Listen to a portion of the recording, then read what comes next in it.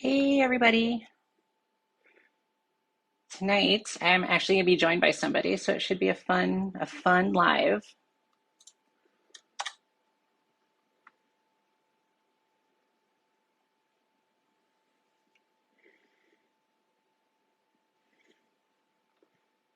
Hey Brian, how was your weekend? You didn't give yourself a break this weekend like you did last weekend, or at least I didn't see a video that you did.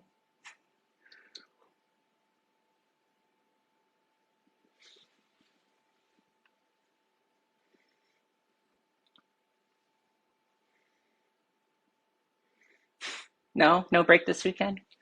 I actually did have a break this weekend. I had the house to myself, which is super rare, and I watched Star Trek Deep Space Nine for 2 days. So it was a good weekend.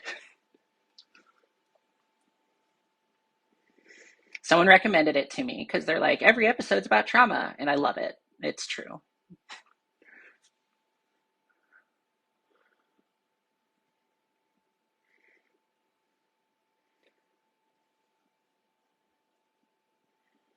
It's still not my favorite series, though. Voyager will always trump all the other series. I don't care what anyone says. I'll fight. I'll fight to the death on that one. I'll die on that hill.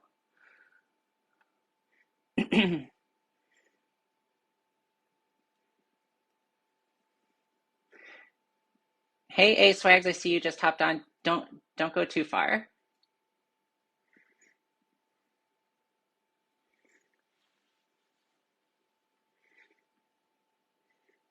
Hey,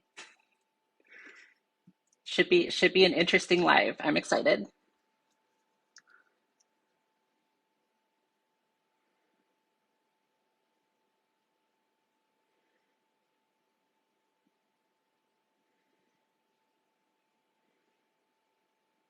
Hey, how was your weekend? Was it cold up there? I heard it was a little rough.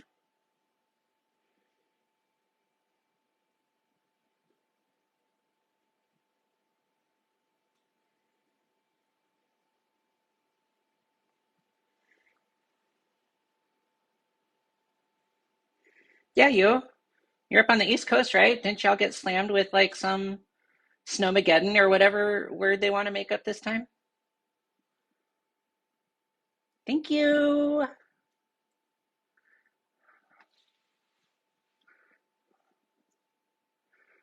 Yes. Turn on guest requests. So I'm trying to figure out how to turn on guest requests. I'm struggling. Hold on. I've definitely had it before.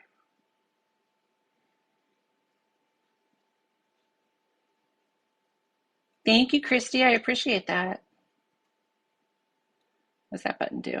Add guests. Guest request is turned on. Do you not see an option to join? I wonder if that's why. There you go. I see you.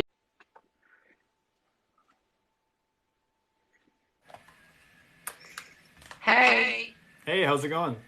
Fantastic. How Fantastic. about How about yourself? yourself? Pretty good, thanks. I see we got 33 people in here. It's climbing too, almost 40. Nice. I'm happy to see Yep. that. I thought it was going to be like 5 people, so hopefully we can have an interesting discussion. For For sure. sure. Yeah, Yeah, usually it's usually it's pretty pretty low, low, but but hey, hey, if everyone's everyone's bored on a bored on a Sunday, here Sunday. we Here we are. are. Yeah, here we are. Thanks for having me. It's nice to be on as a guest with you and talk to you. You got the big bad guy on your show, on your live. Oh, we Oh, won't we we won't won't use use that that word. word. We've Okay. got We've got two two personalities that personalities are that are willing to willing to talk. talk. There There is an is an echo. echo. Yeah. Yeah. Science guy, Science I guy, have I an have an echo echo coming coming through when through I when I talk, talk, and it and it started when started you when you joined. joined. Uh, Are you are you playing playing your your sound sound separate from separate from your your microphone? microphone? No. Uh, Hang on one second. Hang on. Okay. Okay. Try Try headphones. headphones. I can't do. Uh, I'd have to grab my phone for that because I'm on my iPad. iPad has USB-C, so I don't have USB-C headphones. Mm. Let me Do you switch have my phone. AirPods? Okay, Okay, switch the switch phone. to phone. Okay. Okay, See you in a see bit. you in a bit. All right.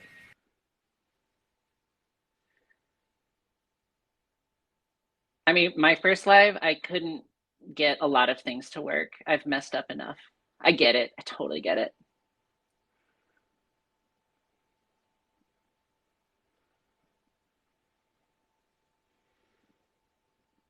Actually, I have a little microphone that I use for my videos, and I didn't know that our kitten ate it. And so I did a whole live thinking that I was using a good microphone, and I totally wasn't. It was awful. Hey, moving forward, my take on issues. Thank you. I appreciate that. There is always a learning curve. Yeah, we're gonna have an interesting live tonight. I'm being joined by Original Science Guy, and we're gonna have some conversations. It should be fun. All you can hear is okay. Let's try that again.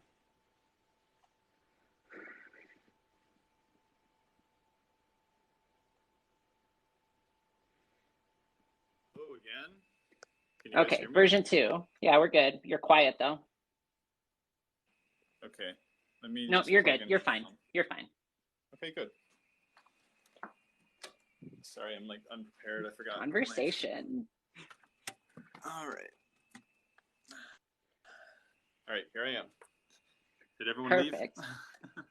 No, no, got a couple. We got the people who want to be here. Let's put it that Okay. way. Okay, good. All right. What's up? I'm glad to see Swags is here. So, Good to see you. yes, I told her to stick around. Oh yeah.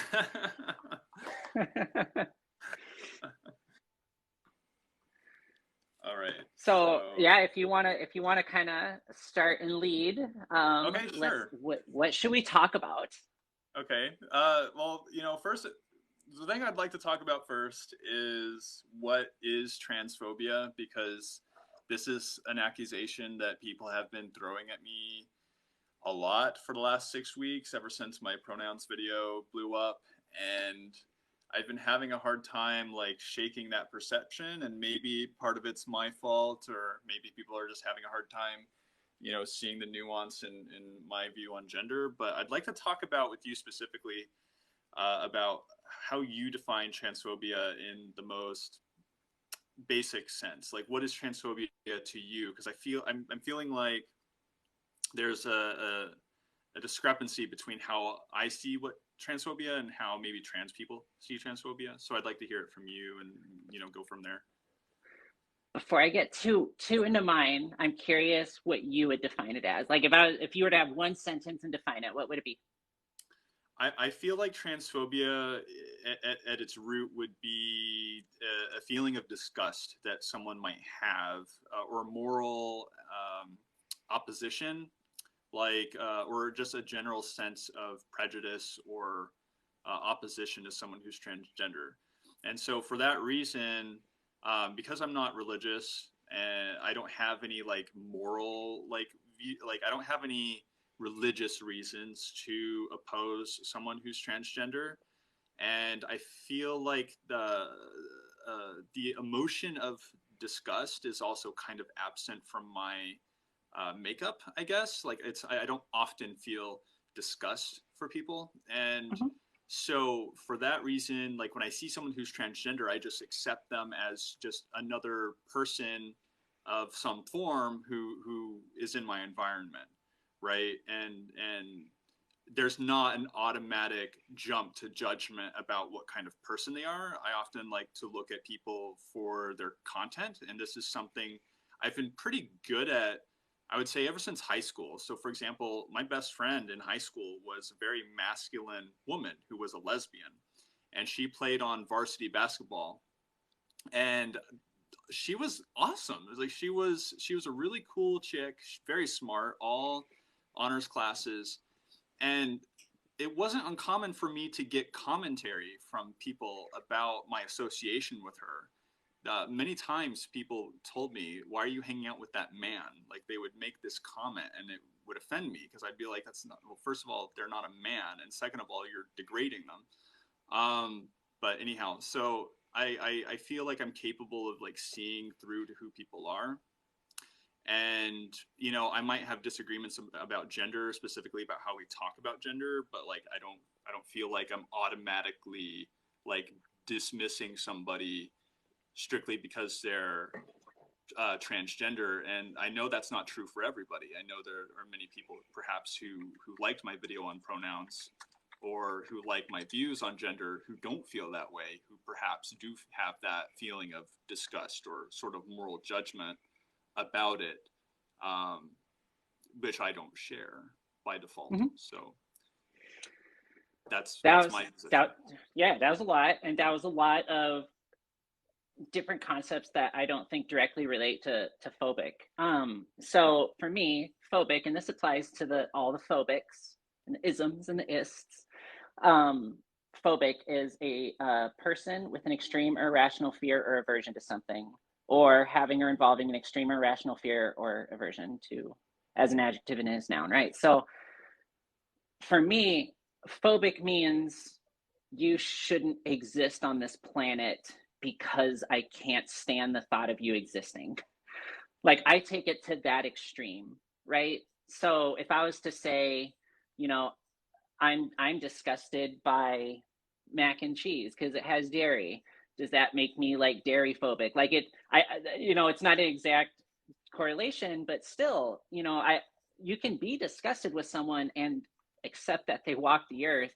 I consider phobic a very specific form of hate, right? And there are many reasons you can like somebody. And if physical representation is something that gets you to the point where you hate them, okay, well, that's a very specific type of personality. But not approving or not accepting or affirming and all of that stuff, I don't consider those phobic traits. I just consider them a different set of experiences and lenses and values. Mm-hmm. Interesting. So you define it. It seems like you define it more strictly than I do, even.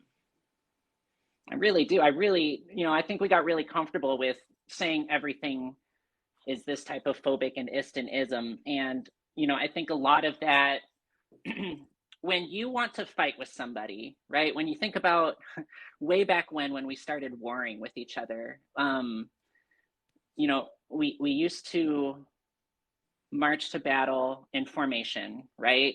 And you would do what your leader says and you would fire at them. And then we got guerrilla warfare. And the problem with guerrilla warfare that really affected people differently was that seeing the humanity in people's eyes, right? That's when soldiers really started having a completely different reactivity afterwards.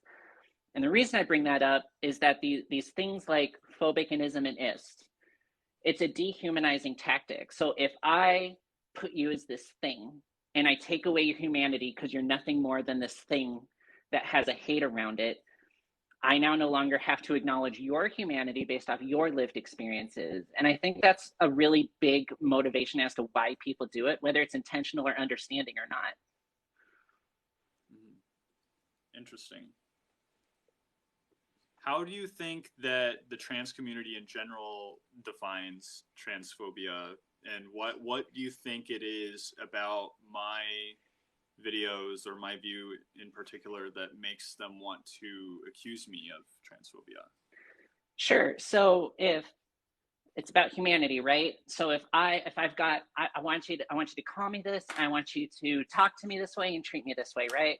I want you to treat me with humanity and dignity. Well, so if you don't do all of those things based off that criteria, I'm going to use binary thinking and go, you are dehumanizing me. You're not giving me the humanity that I think I should have. And I think when people post things that don't fully affirm or it makes people feel like their humanity isn't being recognized, that immediate tie to, well, fine, then I'm going to take away your humanity with an attack then. Um, I think a lot of the trans community is really focused on I it's toxic gatekeeping. So I want you to tell me everything that I want you to tell me. And if you don't do that, if you don't give me all the humanity that I'm demanding, then you're not worthy of the humanity and compassion on my end. And I think that is where that comes from, if that makes sense. Yeah, it makes perfect sense. So how does that play into like forcing constructs? So like there's kind of a feeling by people like me, I'll be honest, or many people in society who feel like there's a sort of forcing of things like pronouns or gender in general. Um, can you speak to that at all? Well, yeah, so forcing social construct changes. It sounds really romantic, like sounds cool. It sounds easy, right?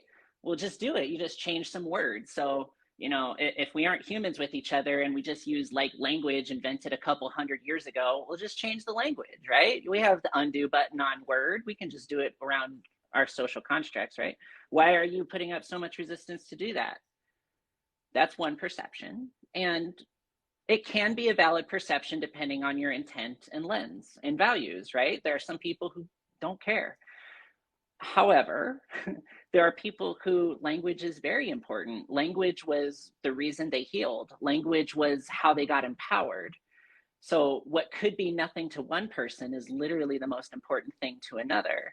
And I think, of the comparison of like mother versus childbearer, like one has a lot of power and one has a function, though they are the same thing, right? So as far as the forcing social constructs, what I think the problem is that undoing social constructs that have existed for a long time, couple hundred years. If we were to say in the past 15 years, which is when social media really blew up, in the past 15 years, we want to undo 150, 200 years of social constructs. We have to socially evolve to that. We have to adjust, right? Because you have to think about 4 or 5 generations are alive at any point in time. And a social construct that has been in place for all 70 years of my life, well, I am going to have a very different tolerance than someone who's been alive for 15 years, right? But the forcing is going, I want everyone to be able to adapt as fast as I want because I'm used to immediate gratification online and I can manipulate my screen. And that tells me that I can manipulate other people and force them to do what they want as well.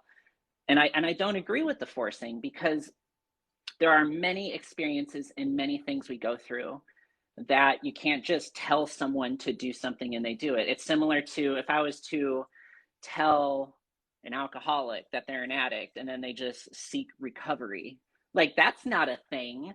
So to say the same thing like, well, I want to redefine the concept of gender and sex and language. And I know that you have an entire lifetime and values based on that, but I'd like to do it. So I'd like you to do it. And if you're not going to do it, you're a piece of junk, right? Like it's not a fair way to force social evolution. Mhm. Right. Swags had an interesting comment. She says, I think Mhm. the language can't change until the constructs are whittled away. Otherwise, the constructs will continue to exist just under a different name. Yeah. So I totally agree with that statement, right? So if these constructs of aligning in gender roles weren't a thing, then we wouldn't really need to have this conversation, right? So if it, I wouldn't have to fit in a box if the box didn't exist.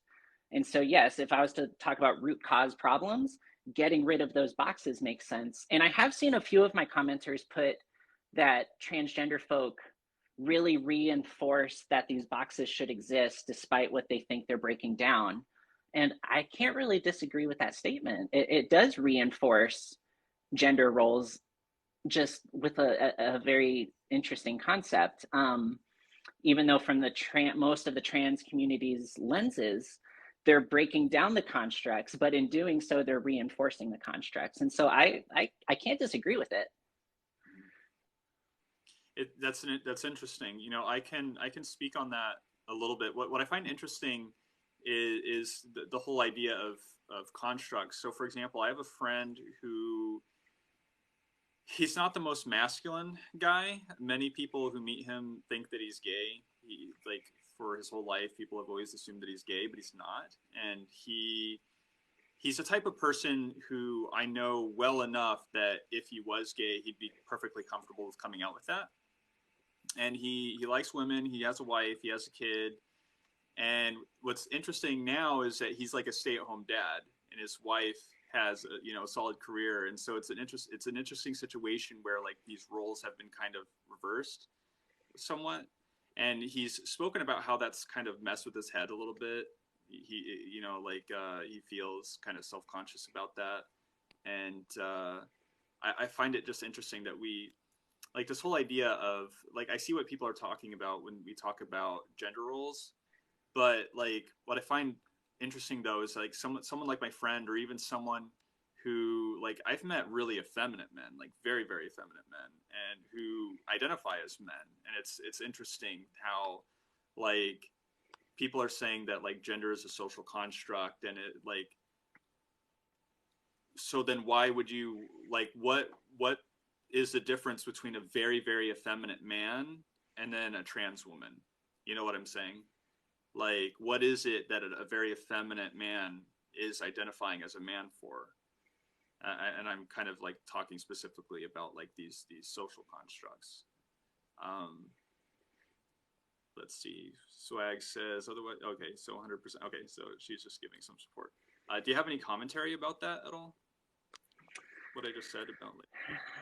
So I think about my experience in that social upbringing. Right, I had a whole bunch of masculine guy friends, and they liked guy things, such as sports, girls, and beer.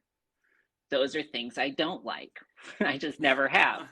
And you know, in those social situations, it was always uncomfortable for me because I was just like, I want to talk about Star Wars, and I wasn't necessarily with the nerdy guys who like Star Wars. They just kept like reinforcing these things that they like, and that's fine. Like, they like what they like, but that created a sense of alienation for me in those social things. Now, I just wasn't with my right people, but sometimes you're limited, right? If you're in a small town and if most of the town is a certain demographic and you're not that demographic, but yet you're going to go to the local foodery and engage with them, you know, there's certain things involved there. And if they don't align with you, you're going to feel alienated. And so that would make somebody feel like they don't belong in category A.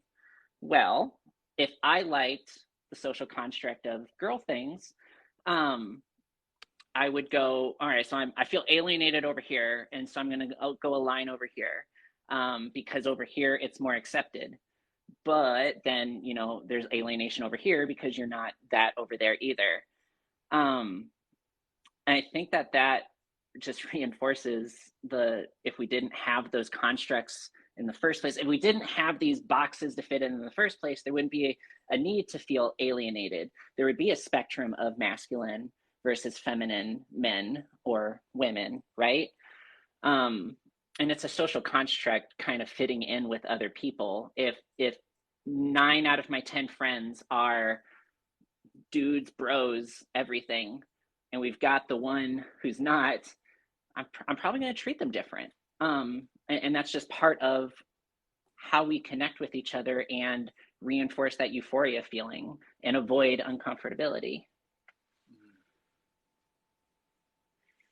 Sports girls are just good. I mean, it's true.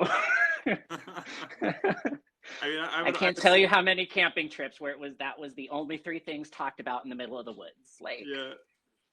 No, I think there's a lot of truth to that. Yeah. Swag says so. I don't know if she's like gonna type another comment to. I don't know. Sometimes on the edge of my seat. I feel like their whole movement is sometimes taking things away from females. Like, oh, gotta wait for the second half. All 12 characters you can enter in the comments section. We gotta wait. Sometimes I feel like their whole movement is sometimes taking the things away from females. Childbirth, pregnancy, sports. So there's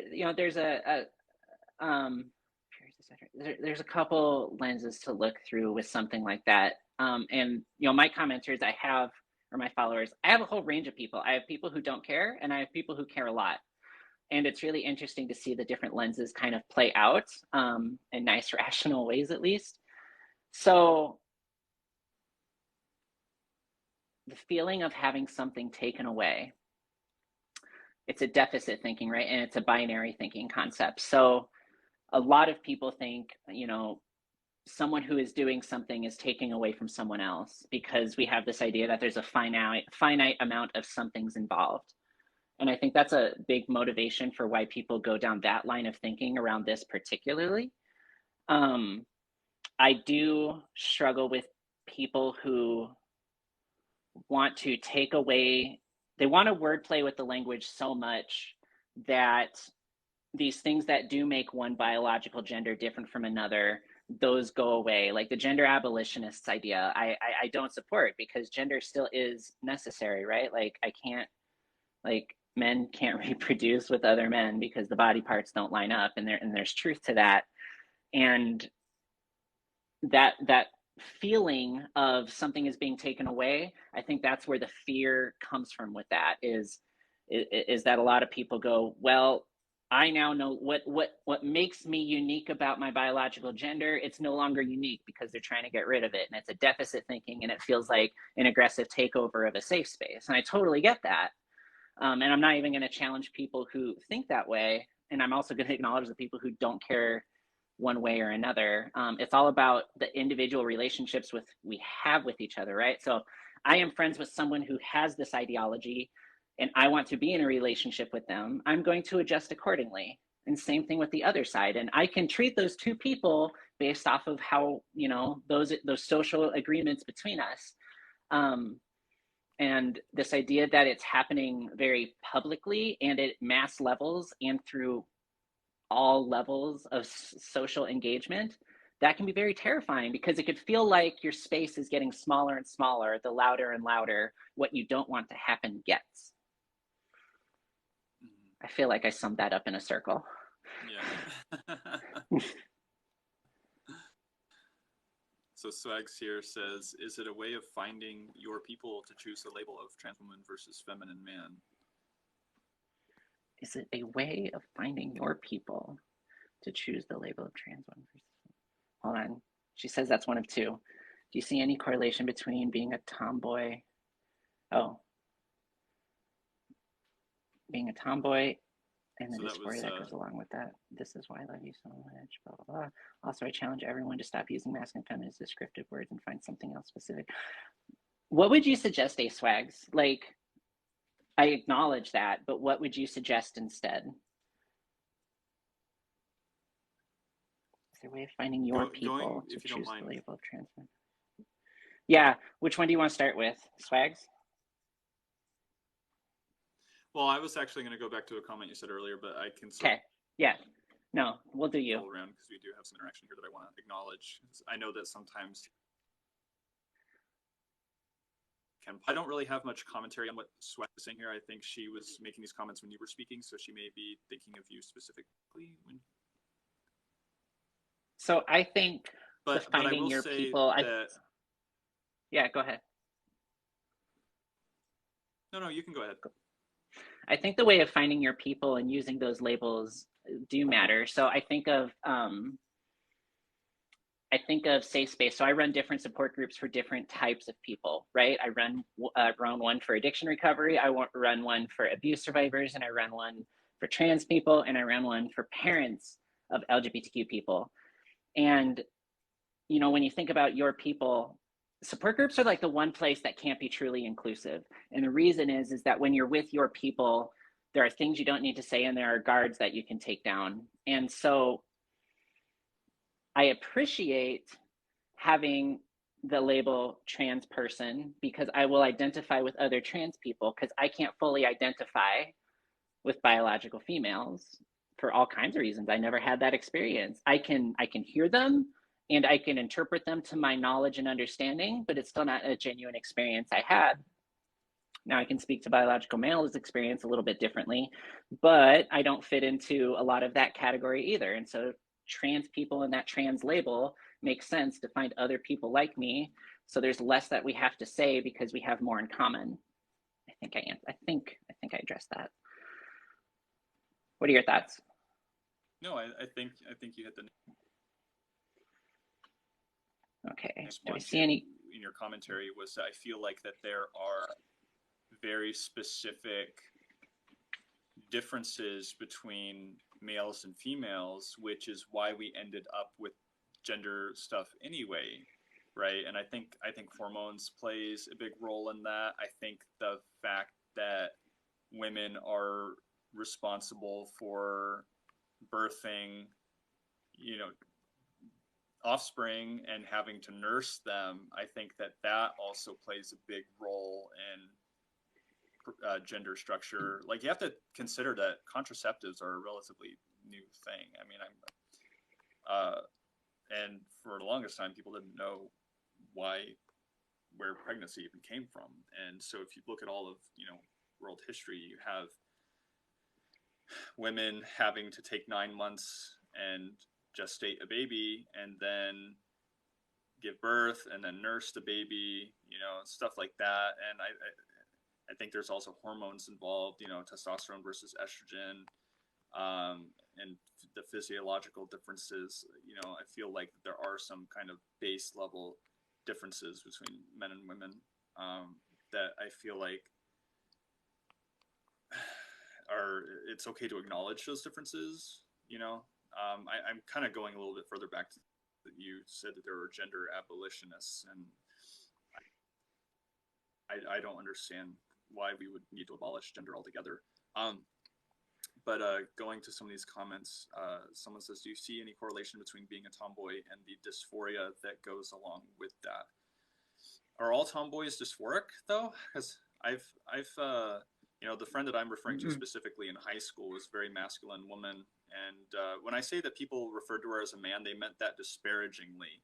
I mean, she was obviously a woman, and nobody thought that she actually looked like a man. They were saying that in a disparaging way, like she's strong. She was like 6 foot tall, so she was tall. That's why she was on varsity basketball.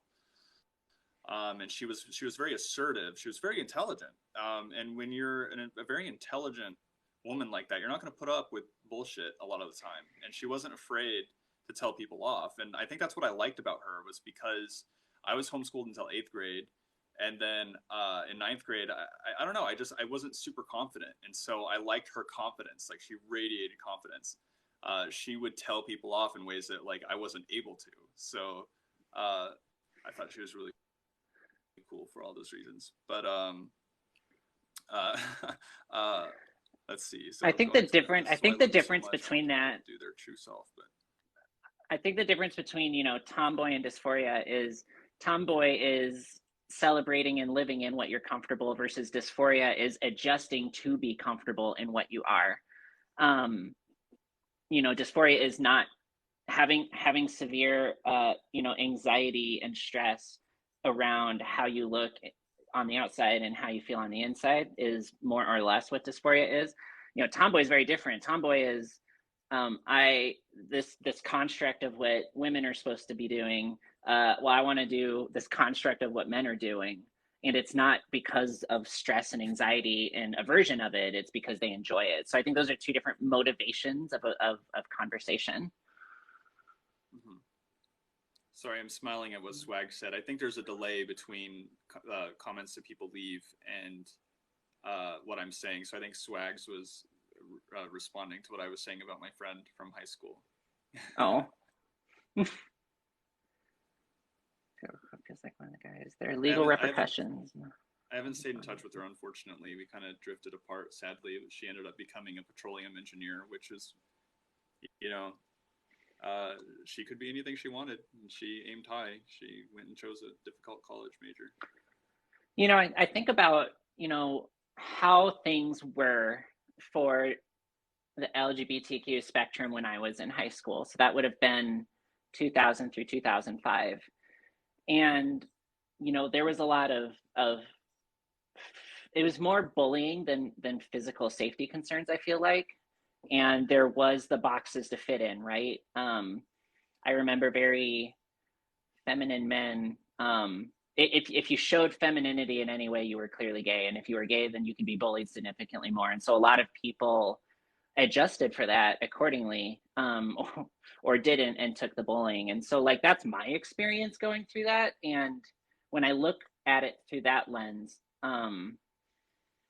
it goes into what, because that generation, what, we're in our 30s, and I think that's a lot of the people transitioning right now. And I think there's a component of that fear that's still there, motivating to, like, aligning within the boxes as well. She sounds kind of hot, not gonna lie. She was a likable Oh, person. She really was.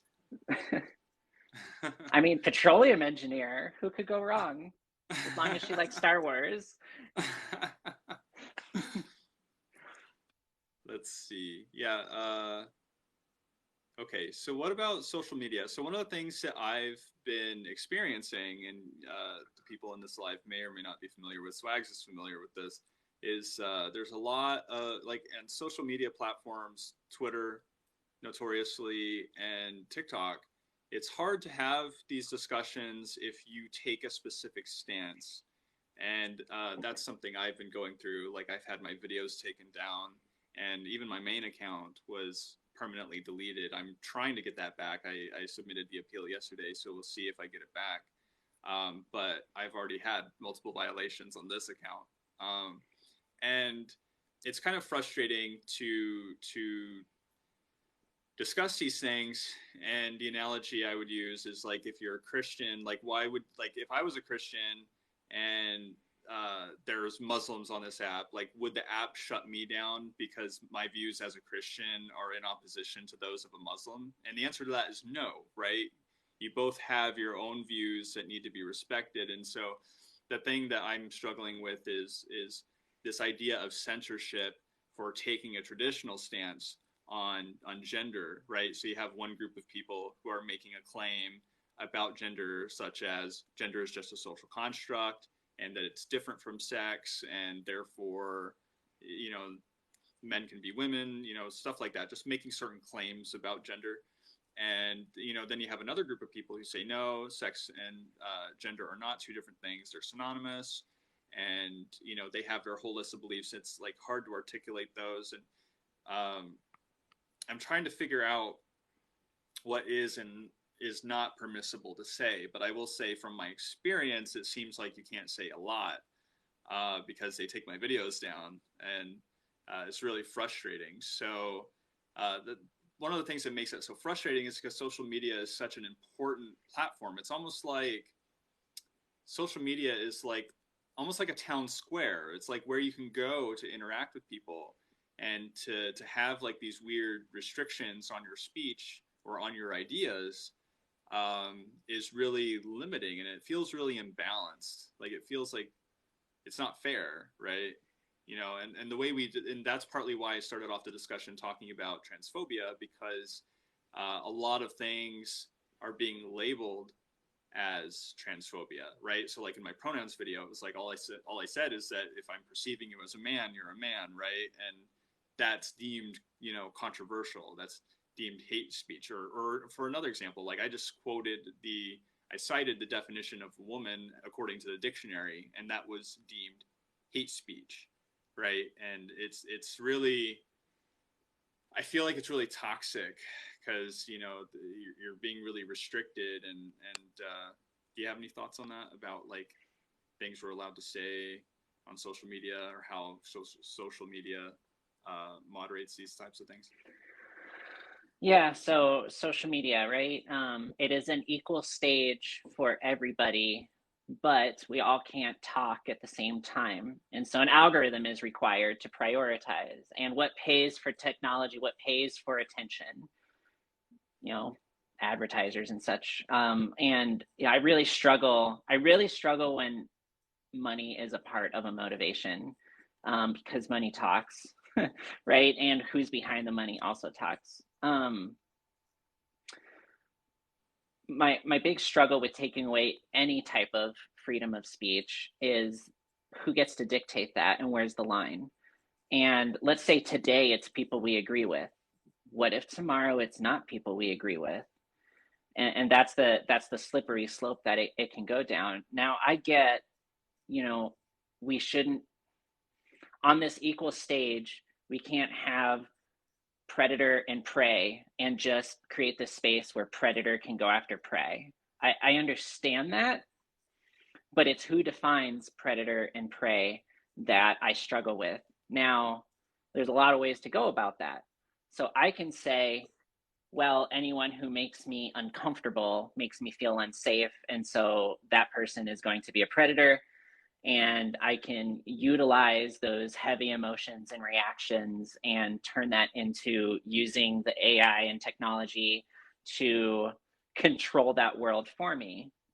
Yeah, that's a lens, but again, what if your series of experiences actually have created you to be an extremely biased or bigoted person unknowingly? And so now, while you reinforced it for your safety, you're now going to use some of your bigoted views because we all have biases and it's based off of our lived experiences. And so if my biases limit somebody else for no reason purely because I have this set of safety standards around myself, and this other person who is not a predator, they just fit into the characteristics of this person that I have experiences with, now they're going to be silenced. And so now it's not an equal stage. Now, is it? It's a conditional stage. And whoever controls those conditions, that's a dangerous person, because if they are ill intent, which, let's be fair, is probably the case, because identity politics is real. If they are ill intent, they can give power to somebody until they can take it away. And I think people don't realize that that is a very real possibility, that while today that may be something that benefits you, tomorrow it may not. And then it'll be too late because you gave them that power already. You know, there are tools in place to go after people who do specifically go after you for hate speech, right? But I struggle with AI being the decision maker behind that, because at the end of the day, those are programmed sequences and stuff. And there's too much diversity in the world to dictate where that gets limited. You know, at the end of the day, in real life, you wouldn't be able to do that, right? So if I was to walk down the street and somebody said something about me and they were physically bigger than me, right? I can't just be like, oh no, block. Like, that's not a real thing. Um, and I think people are trying to force the internet to do that for them because it's easier to do. I can't get behind it. Yeah, yeah, it's interesting. Yeah, yeah, I agree. You know, one of the things that I've pointed out is that I feel like their community guidelines aren't even being properly implemented. So that in one of my videos, I even showed the community guidelines, and I said I didn't do anything on this list, but yet they're saying I violated them. And so I feel like if you were to strictly follow those rules, you know.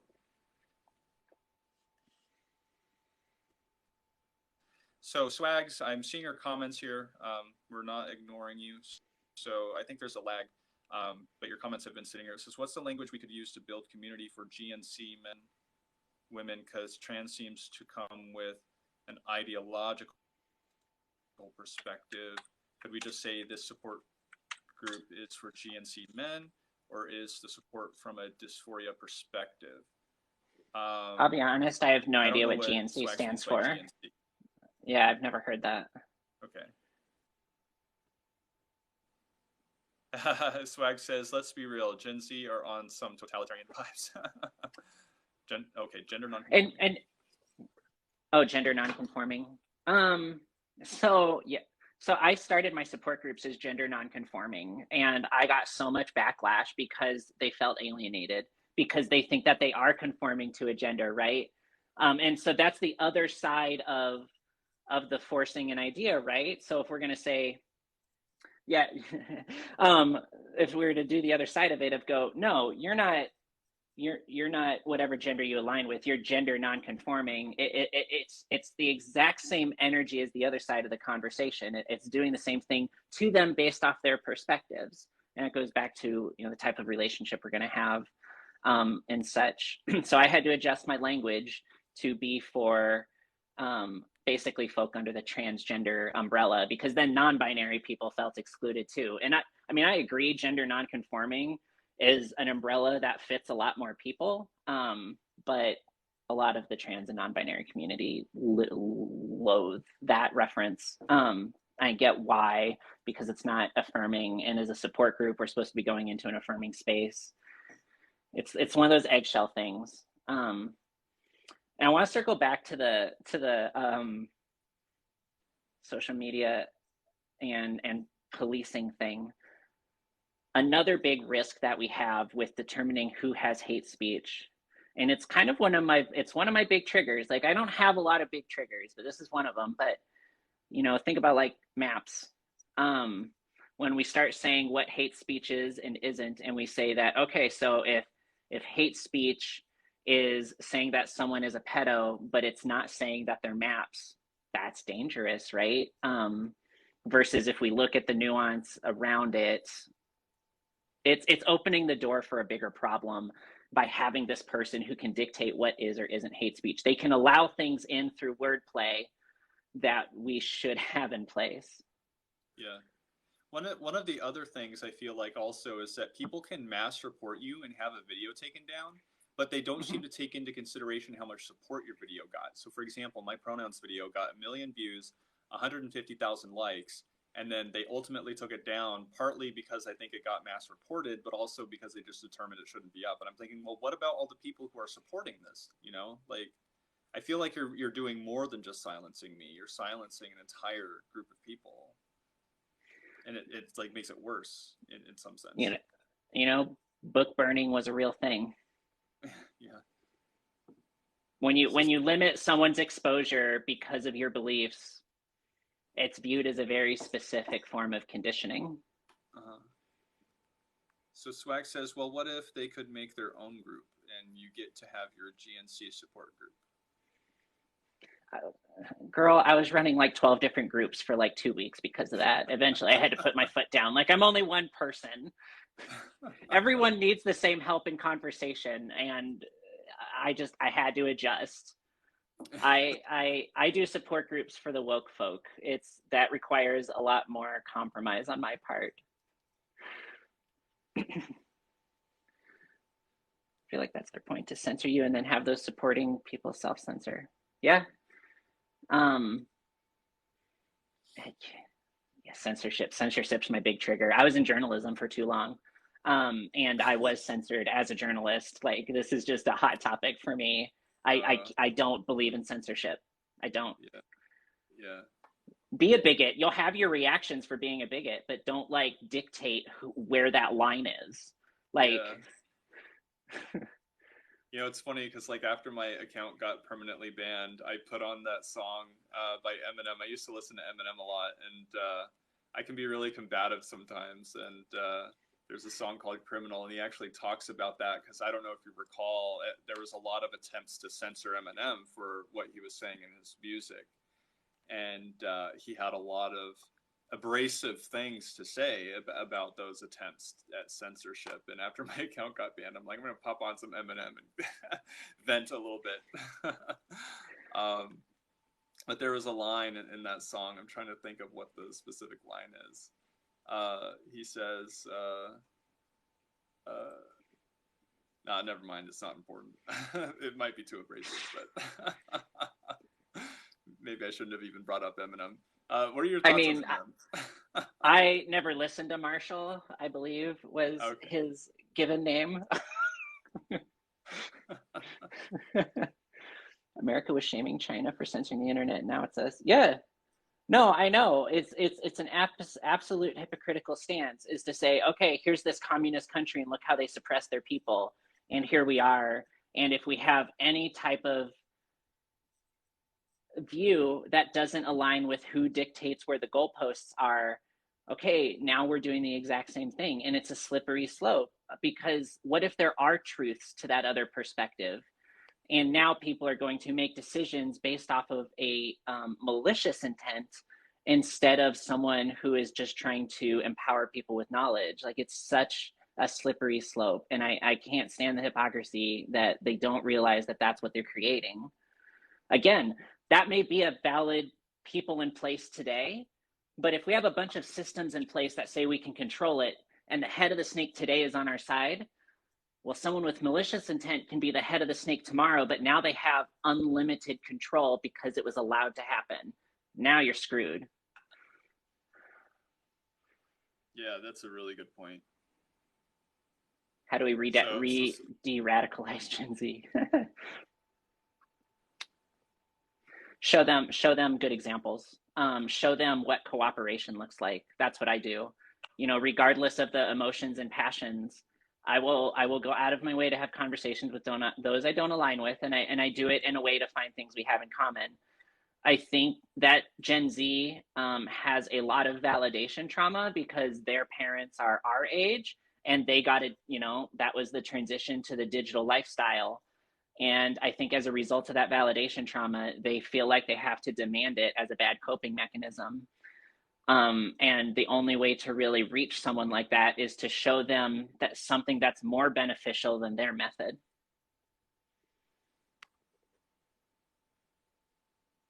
Also to show them that like you can be an adult and get along with people and disagree about things. So that leads me to like one of the things that I'm seeing is like, oh, like people who don't think like me must hate me, and that's something I've been experiencing. So like everyone, like, and this ties into the transphobia a little bit. Everyone's accusing me of being transphobic, and part of it, I think part of the reason why they think that is because they look at me and say, "Oh, he's not thinking like I do, therefore he must hate me." And so I'm just going to call him a transphobe. And the reason they think that is perhaps they themselves hate people who don't think like they do. They might have it. I feel like there's a lot of self-righteousness on the left, and I think it could play into that. I want to answer that trauma question, but I want to do yours first. Sorry, I got derailed for a second. What did you just say? No, I was just talking about how there's like a self-righteous mindset on the left and I think people get stuck into this thinking that if you don't think like I do, I hate you, or they tend to hate people who don't think like them. And so when they run into someone who doesn't think like they do, they may make the assumption, they may do some projection and assume that that person hates you. So like I have certain ideas about gender, and people might look at that and say, oh, you're transphobic, that means you hate trans people, when that's not what it is at all. Mm-hmm. I know this is a really simplified version of that thinking, but I think it applies. So I want to get to 10 with an equation. So 4 plus 6 equals 10, and 2 plus 8 equals 10. And I think where the problem is that people go, well, those who think 2 plus 8 equals 10, even though I know that 6 plus 4 equals 10, well, they're stupid because they don't think like me. And I think that at a really basic level, that's what's happening. And it's just applied at these identity politics nonsense. Um, it's a really simple way that people think, and it never goes away. Like that's how children do it. And we just build a whole bunch of layers with our lived experiences, and it reinforces that same thinking. Like we are a little bit simpler than we make ourselves out to be. We just like to complicate it with definition. Yeah, I feel like also part of it is like a sort of it seems like an aggressive egalitarianism. It's like we're going to force people to like have equality, or we have to protect certain groups. And it's really interesting. Like, are you familiar with spiral dynamics by chance? No. No. Interesting. I'll have to send you an article about it. It's this interesting. It's it's about moral development basically, and they actually talk about that. How like when you get to like this egalitarian level of development, it can be really like it's all about ripping down the patriarchy, and what ends up happening is they can end up being like as aggressive and as the system they're trying to rip down. So it's like they start becoming the thing that they hate. It's kind of ironic. I mean, I always think of that line from whichever Batman with the Joker, the Christian Bale one, you're only the good guy until you're long enough to be the bad guy. I think based off of my lived experiences with what I dealt with the newspaper, and what I dealt with as an addict, and what I dealt with as many other things, at some point, that sense of success and power, there needs to be checks and balances across the board. Without checks and balances, that allows people to go too far in any direction, which is why diversity is so important, including being told no. Mm-hmm. Swags, did you want to come on as a guest? She needs to. Yeah. I think she's starting to get like fired up. Die a hero or live long enough to become the villain. Yeah, that. Oh, there she goes, I think. Oh yeah, here we go. It's gonna get fun now. Yay. How's it going? Hey. Hey. Sorry. Why is my camera not working? You have to, so I before don't you, know. so before you connect, you have to actually Hold on. tap the button to turn it on. Where's Really? that button?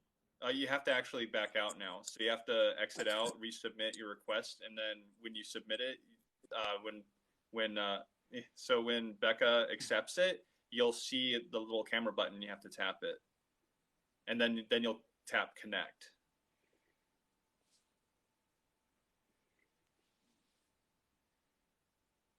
So I guess I used the word patriarchy. I think what I meant to say was hierarchy.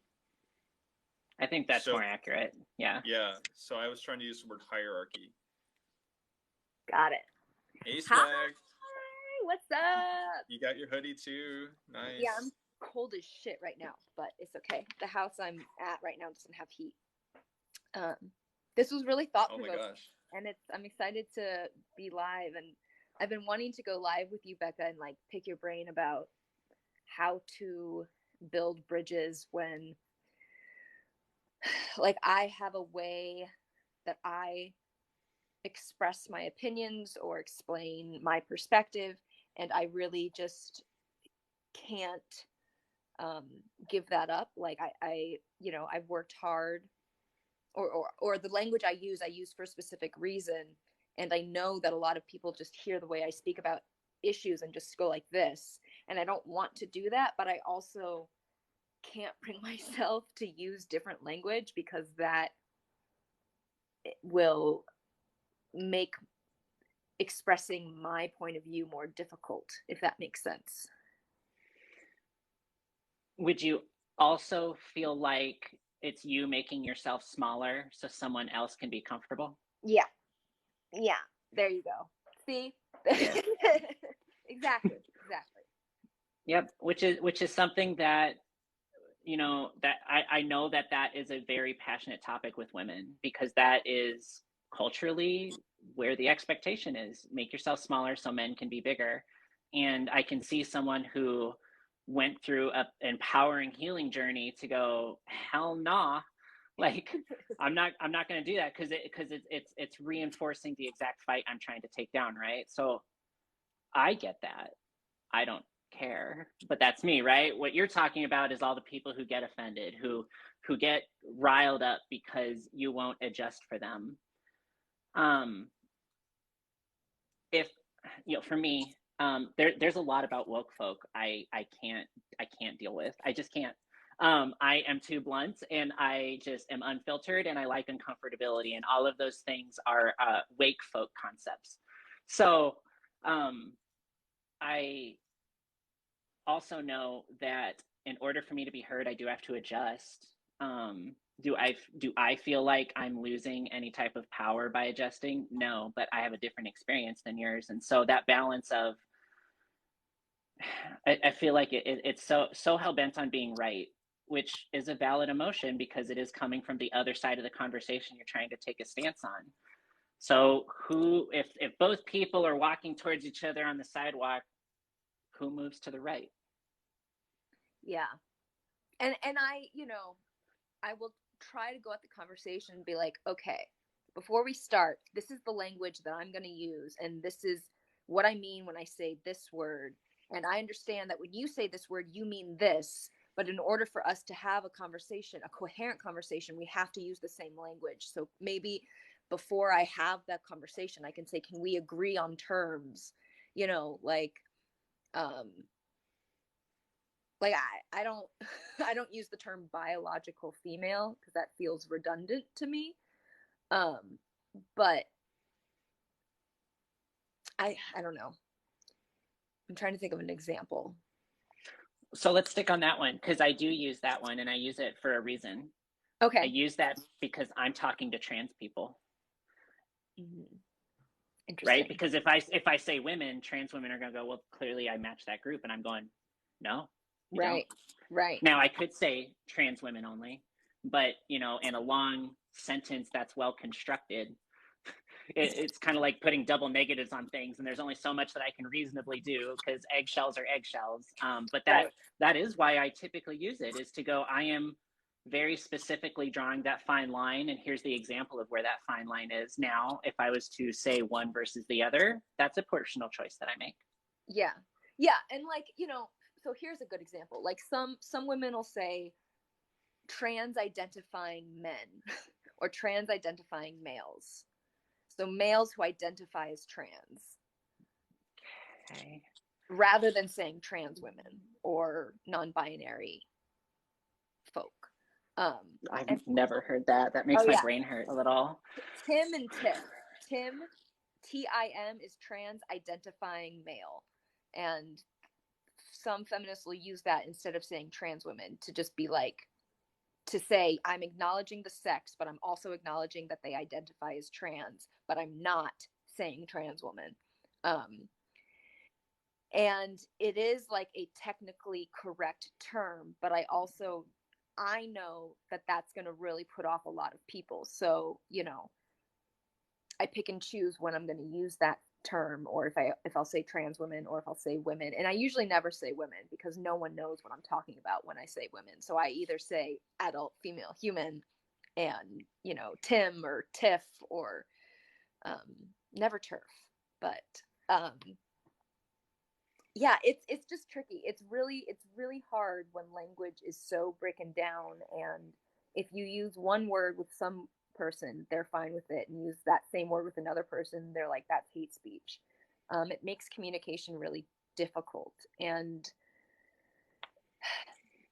I don't know. When I was identifying as gender fluid, you know, non-binary, when I got called woman, it would make me like physically sick. Like I hated being called a woman. And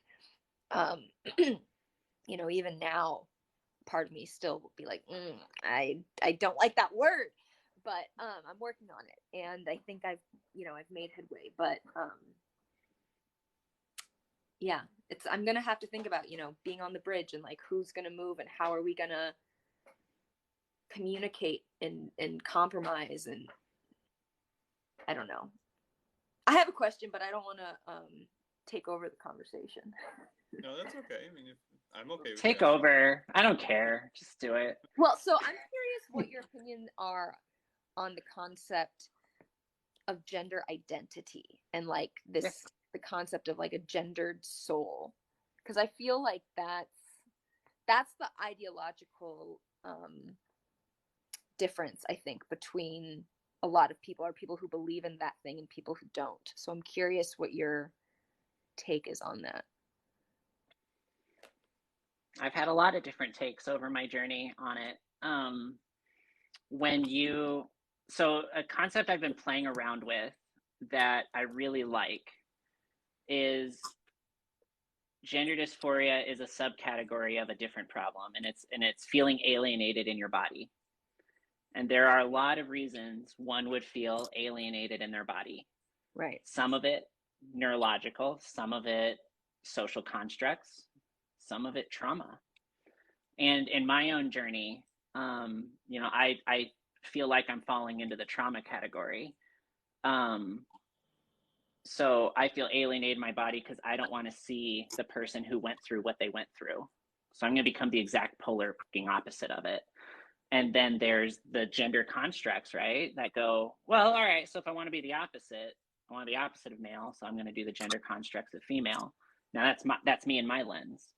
I think that is also the lens of many, many, many trans folk, but therapists don't approach that route with them. And so they solve for being alienated in your body with gender concepts. And it's a real shame that that is the easiest route for a therapist to go.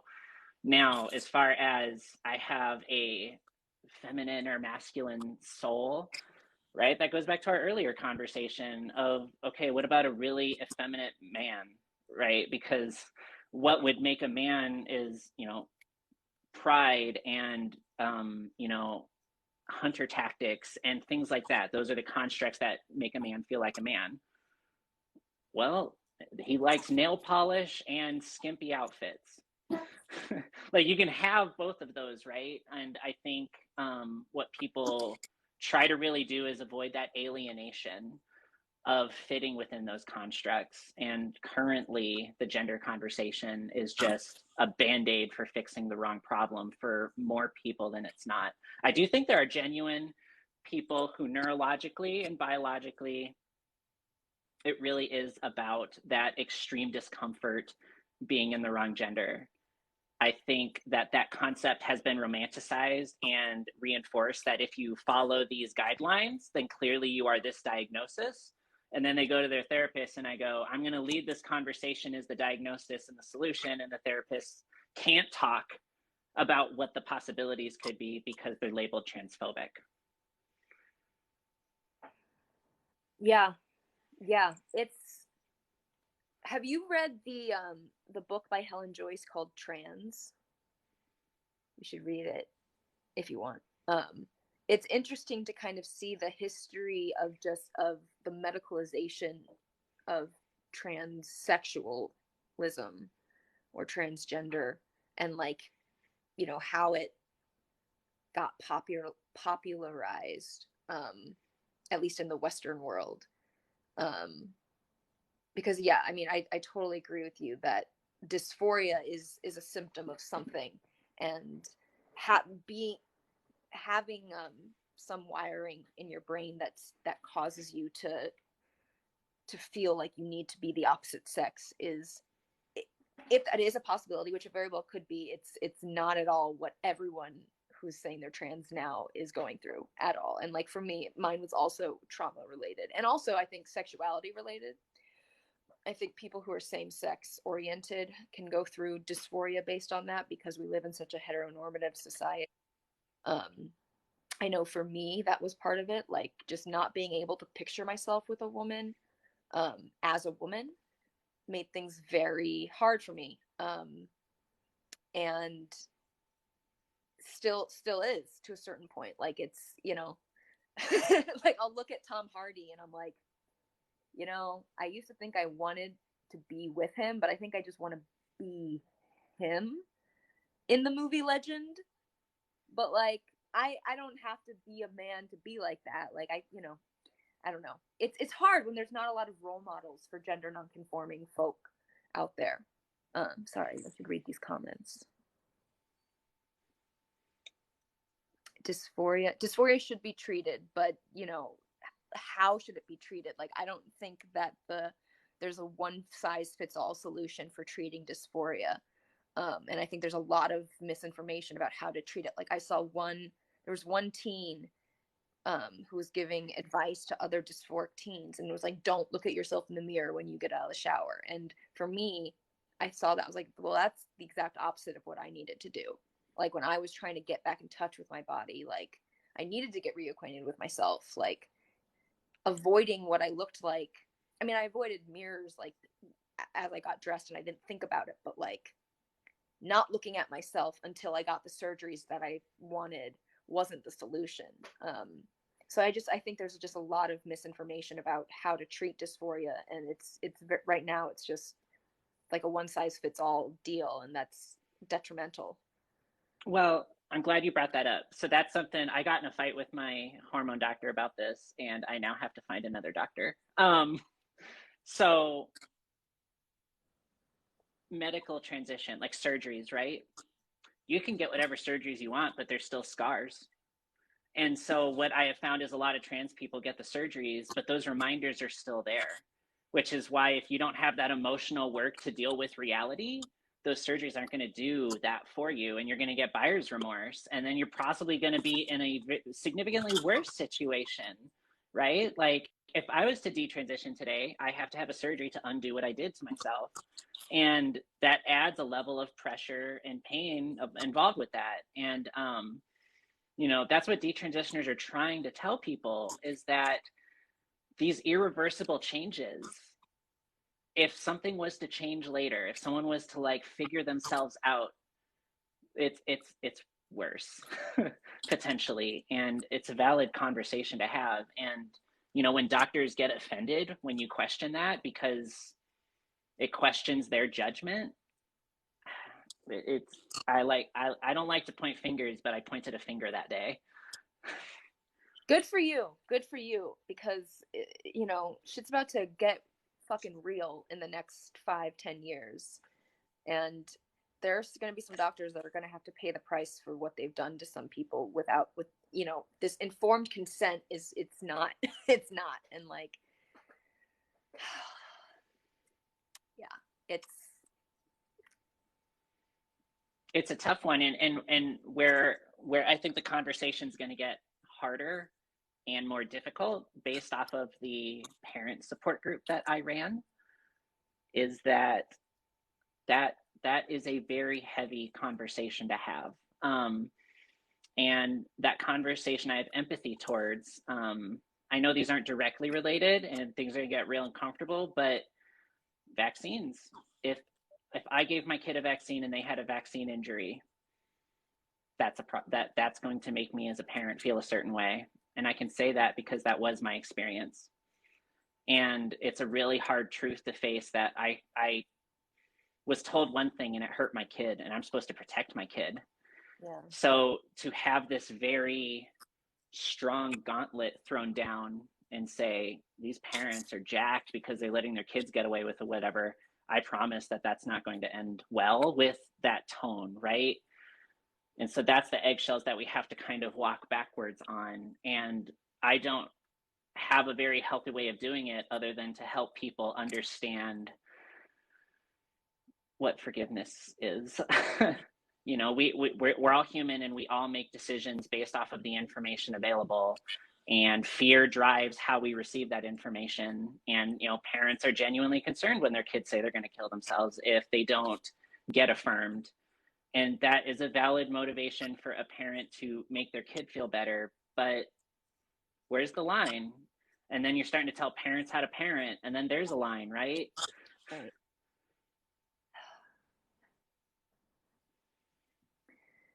So someone is asking, why are we affirming gender dysphoria? And it's not, the gender dysphoria is not what's being affirmed. What's being affirmed is you're born in the wrong body, or you have a gender identity that doesn't match your body, and that's valid, and we're going to change your body to match your internal feeling. That's what's being affirmed. The dysphoria should be explored, and, you know, finding out why, what are the symptoms of dysphoria? Right, like, so mine was I didn't want to be perceived as a female, and it gave me severe discomfort. And so exploring, what does that discomfort feel like? When is it worse? When is it better? Is there anything, a time that I can remember where I didn't feel that way, and what changed? And like so exploring the dysphoria needs to happen, but affirming this idea that, you know, the only reason I didn't want to be perceived as female was because I'm not actually female in my, you know, in my head. In my head, I was a man. And that's why I feel the discomfort. So let's just do some surgeries and make me into a man. Like, that wasn't, I'm so happy my therapist had been with me for long enough to know that something was really off. But yeah, so I hope that clarified that person's question. Let me ask Science Guy a question about this. Science Guy. Okay. Welcome back. Yeah, hi. So, Welcome back. Are you proud that you're a man? Yeah, I you know, Okay. and what's interesting is that for me, whenever I hear people describe this, I really can't relate to that. There was never any time that I felt like I should be in any other body. I remember when I was a kid, I couldn't wait to grow up and be a man. You know, that's just how I viewed it. And so I really can't relate to the experience of feeling like you're in the wrong body or the wrong gender. So Why do you ask? let me try to expand it. So let's say, what are your characteristics of a man?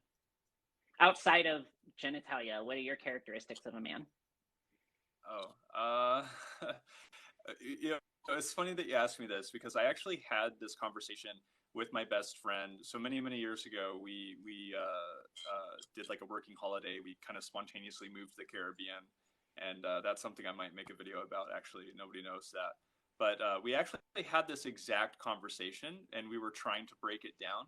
And everything that we were describing, we thought this could apply to women too, right? And so we had like this long conversation where we were like, well, damn, like what is it? What are the traits that make a man and a woman? I think now I would say that I feel like men, for me, and again, I'm caught off guard, so I'm kind of thinking out loud as I'm like responding to this question. It's my favorite type on spontaneous. Yeah. I feel like men are really independent. I feel like they're assertive. They're not emotional. And I kind of view women as being more relational, community, more emotional. They're allowed to express their emotions more. A very simplistic way would be to say that women cry more, right? That would be like a simplistic way of putting it. I think part of that is related to hormones too. Like I think if my understanding is correct, that like testosterone makes it hard to cry, like even.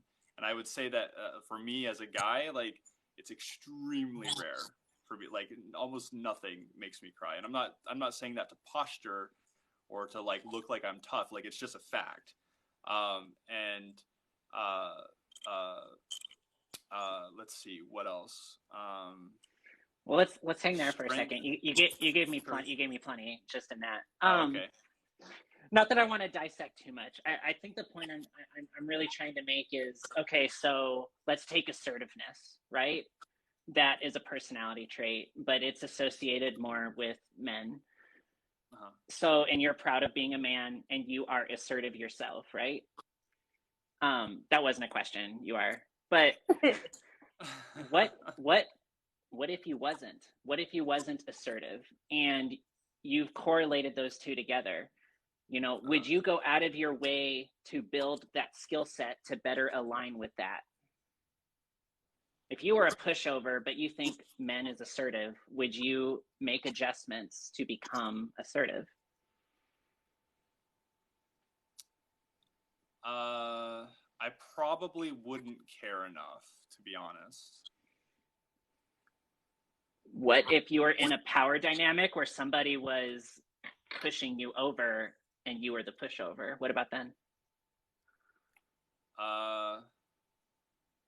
I would sneak some arsenic into their food.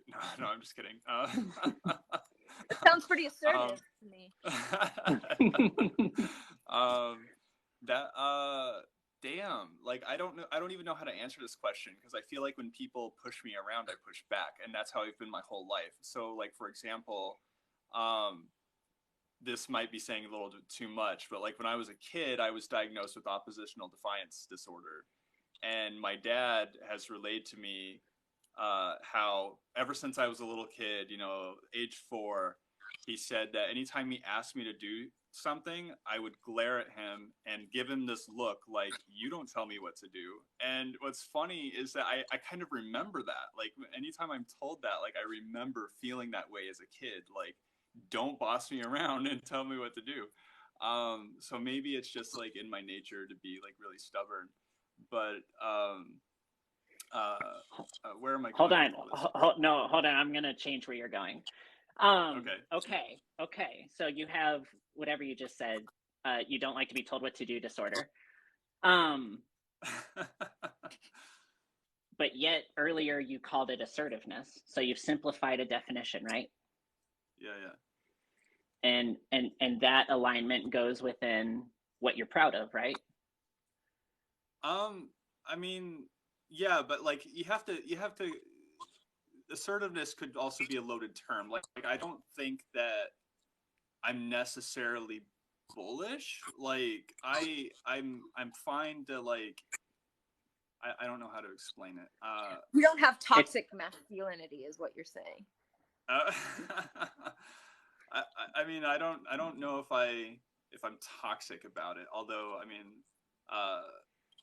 yet, at least I'm not aware that it's perspective based off lived experiences, which is where I'm kind of going with this whole line of conversation, is that you have your definitions, you have your lived experiences, and according to you, that's what those are, right? And so you are fine and you are comfortable adhering to all of those because it affirms your lived experiences and your perceptions and your understandings. Well, I think that's a huge motivation around the dysphoria concept, is that exact same thing, is that we think that we've got to align in all these categories across the board based off of how we're taught, conditioned, our lived experiences. And the more we align with that, the more we affirm where we want to go. And am I saying that that's right or healthy? No, I'm just stating that's the why and the how behind the conversation. Like, I was told all the time that I had something along like this phrase, that I had a football player brain in a cheerleader body. And like, that was just kind of like a theme in my life. I was a tomboy and, you know, didn't want to be a girly girl, which we should unpack why we call it girl. Like, why are we using girly as an adjective? You know, like that's when I say I'm a gender abolitionist, that's what I mean, is that we stop taking things like girl and associating value to it and expectations to it. So girly girl shouldn't make any sense, and yet we all know it means like you know, like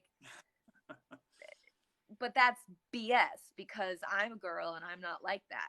And you know, just because you're a guy doesn't mean that you're going to naturally be super assertive, even though that's just like what's associated with maleness. And that's why it's so off-putting when a woman is super assertive and she's considered a bitch, because she's supposed to be more, you know, subdued and like let others speak first. And so I don't know where I was going with this, but I guess, sorry, someone else started. I mean, so I agree. You're approaching things from a root cause solution, right?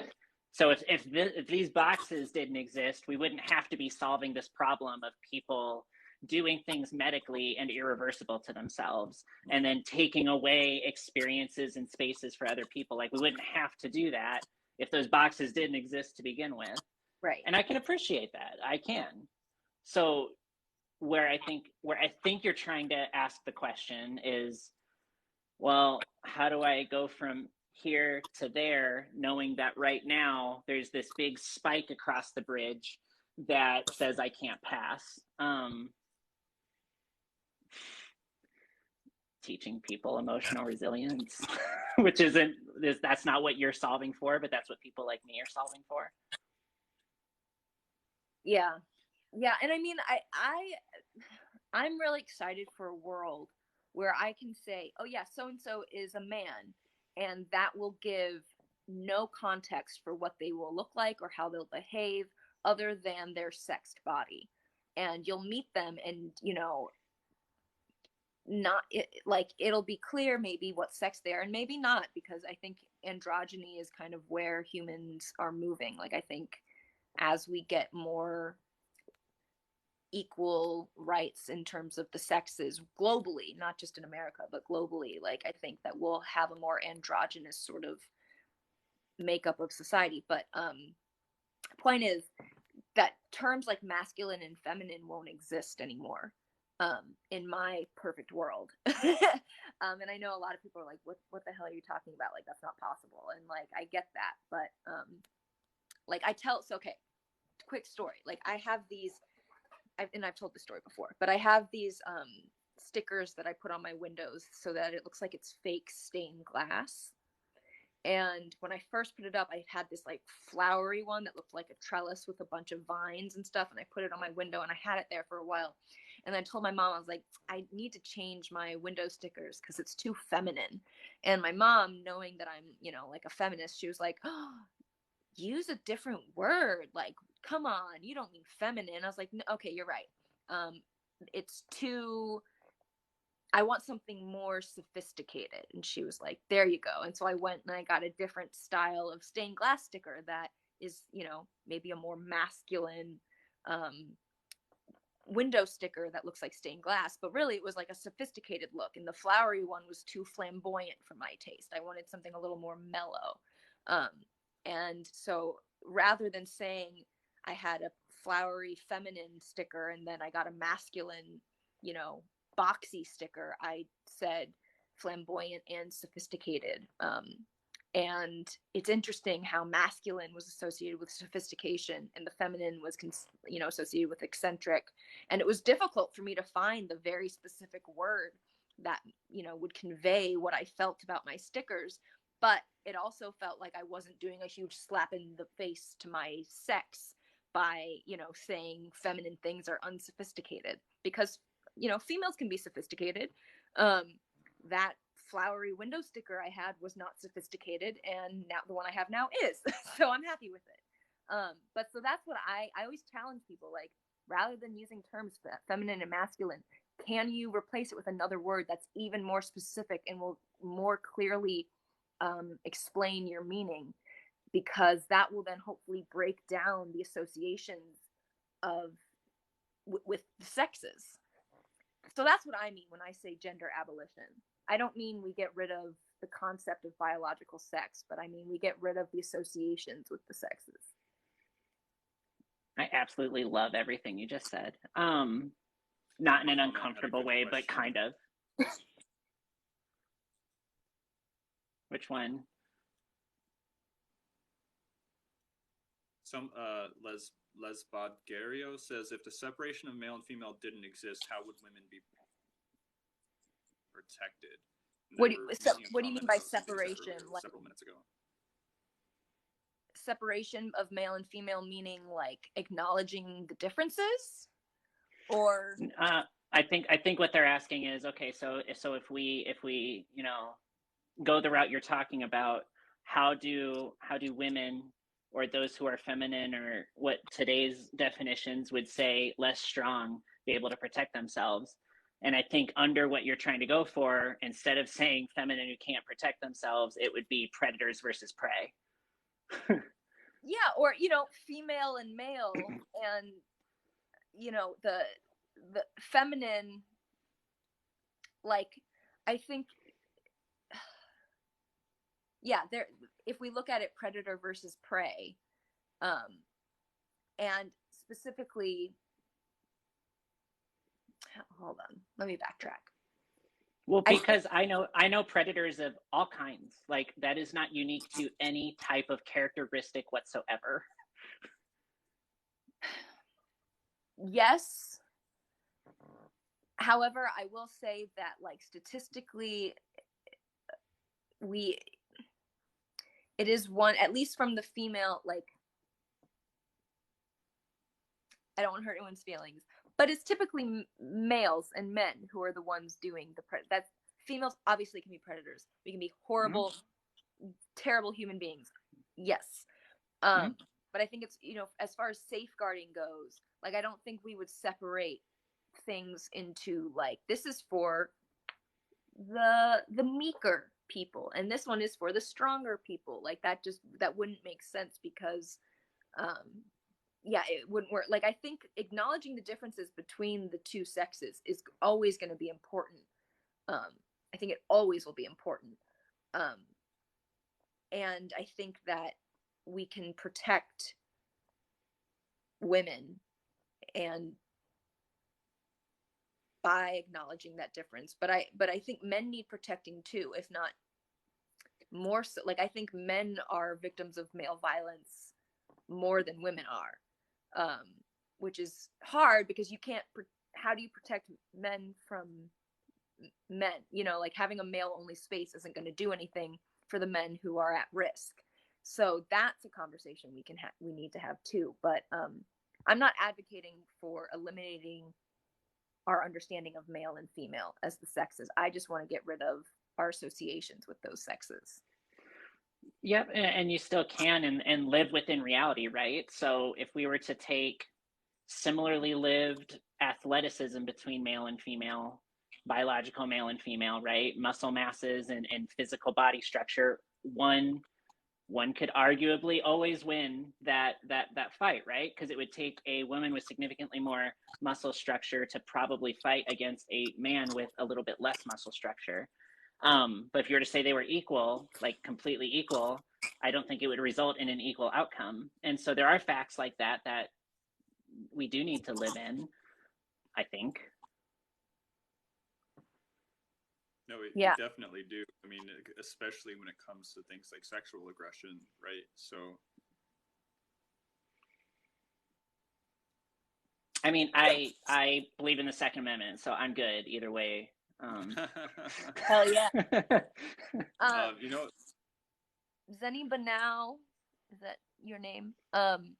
You say you refer to your aesthetic taste as feminine because you love pink and florals. So if you were to find any other word besides feminine, what would you use that could also describe pink and florals?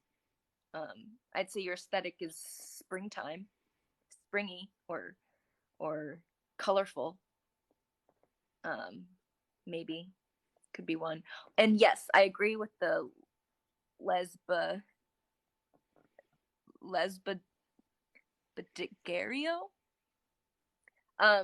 Male on male violence is not a woman's issue. I agree, but I think that male violence is a woman's issue because, as you said, disproportionately women are hurt by men. It's not women who women are afraid of when we walk alone at night. Pastel's a good aesthetic. Garden sunset is the answer instead of feminine. I love it. so someone here mentioned trans women competing in women's sports. So I feel like that's a great topic right there. And I am unapologetically for strict segregation between male and female in sports. So there's nuance to that. There's one nuance. I agree, but I need to add a nuance to it. Okay. Trans men in women's sports because of testosterone. Well, right. And that's the difficult thing, right? Like that's a form of doping up. So it's like so maybe the solution is just having a third category that is co-ed. I genuinely think if there was a gender neutral option that a lot of non-gender, non-conforming, a lot more people would join it because they want to be with a lot more people. And from a sports conversation, and I understand this because I covered sports for a stupid long time. Already, sports is hard to fund. And already there's fans who don't go to games. And so to now go, all right, here's this third option that we're going to take a small group of people with money and separate that into this third option, that may hurt the other two sports altogether. I think that's a valid conversation. But, how much do we, I have a lot of bias around the sports, only because I covered it for so long, but people want to compete with each other. It is a milestone building moment. And there are facts related to that, such as using science to adjust your biological athleticism. That is something that it changes the competitive equality, and it does need to be taken into consideration. I still stand firm that a gender neutral league makes the most sense. There will be a significant impact to how sports are run accordingly. Yes.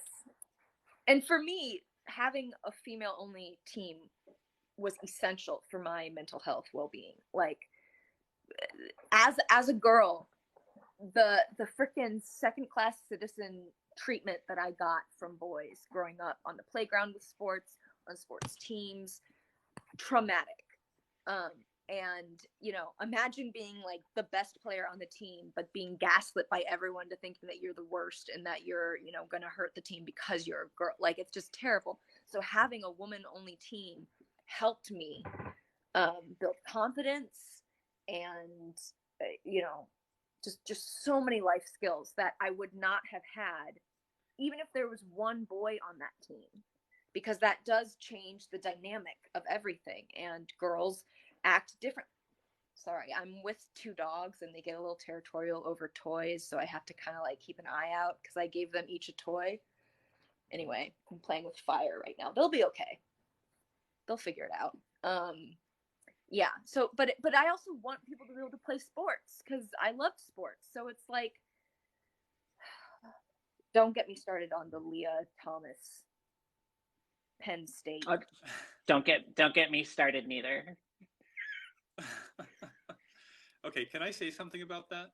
Please. Yeah. Okay, so why is that being permitted? Like, I'm at a loss as to why there hasn't been like enough like outrage or like why that's being permitted. Where does that come from? Does anybody know about the specifics of that?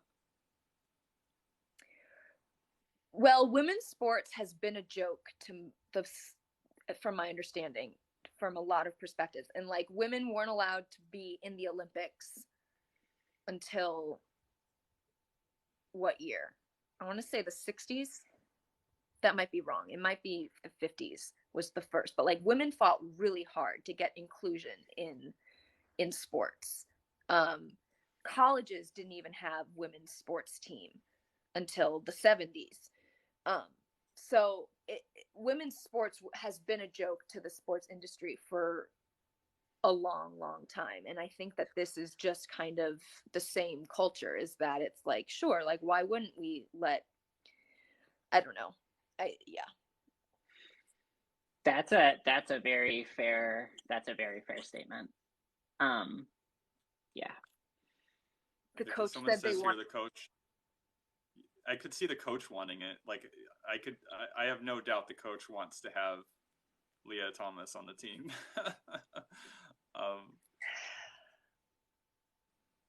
it so could someone be for attention. I really don't know. Someone says make the men's category open and the women's category for unaltered biological females. Is that what you were saying? What? Everything just cut out. I have no idea what you just said. Yeah, we're lagging a little bit. Boy. Someone says make the men's category open and the women's category for unaltered. Yeah, we're lagging a little bit. Someone says make the men's category open and the women's category for unaltered biological females. Is that what you were saying earlier, Becca? No. It would be three categories of sports: men's, women's, and gender neutral. What I hinted at earlier was trans women in women's sports would be a problem, but a trans woman in a man's sport, I don't know. That's a debatable one. But it begs the question, why does... Yeah, I think... Go ahead. No, at face value, I actually disagree. I see why people are thinking that, but then you have to consider that a trans man is receiving a certain amount of testosterone, and then you have to wonder what level is considered an appropriate amount. And I feel like it's hard to like measure that. Whereas if you just leave it alone, and just let the males compete with males. I understand there's also some physiological advantages that men might have, or males might have over females, regardless of them receiving testosterone. But I feel like when you're like including all, I don't know, like when you've got testosterone involved, like I feel like what amount of testosterone is considered fair to make you, compete with other men? Well, and it's unique to each person because, the testosterone itself isn't necessarily the concern. It's what your organs do as a reaction to the increased testosterone, such as increased adrenaline output and muscle distribution. Right. And then, so are you saying that trans men specifically are going to have more adrenaline than biological? It's possible. It's unique to each body. Some are going to have significant boosts, and some are going to have less significant boosts. And, if you're going against, I guess even people who haven't had medical transition or doing hormones would have that same spectrum of things. And so that kind of counteracts that conversation, right? Mm-hmm. Right. So I mean, well, ultimately what we need is I want studies to say conclusively what actually changes with the hormones from an athletic point of view. And I want that from 5 people who don't agree with each other. Yeah, unbiased sources. Good luck with that. I mean, Right. for me, it begs the question: why does someone like Leah Thomas want to compete in the women's,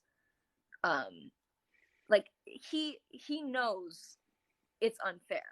I fully believe, but like when I hear about like the locker room situation, it's, to me, I'm like, it has to be some sort of power trip, because they're, I or they're just insanely selfish for wanting to compete just to validate their desire to be the sex that they're not. But I feel like it must be a power trip thing.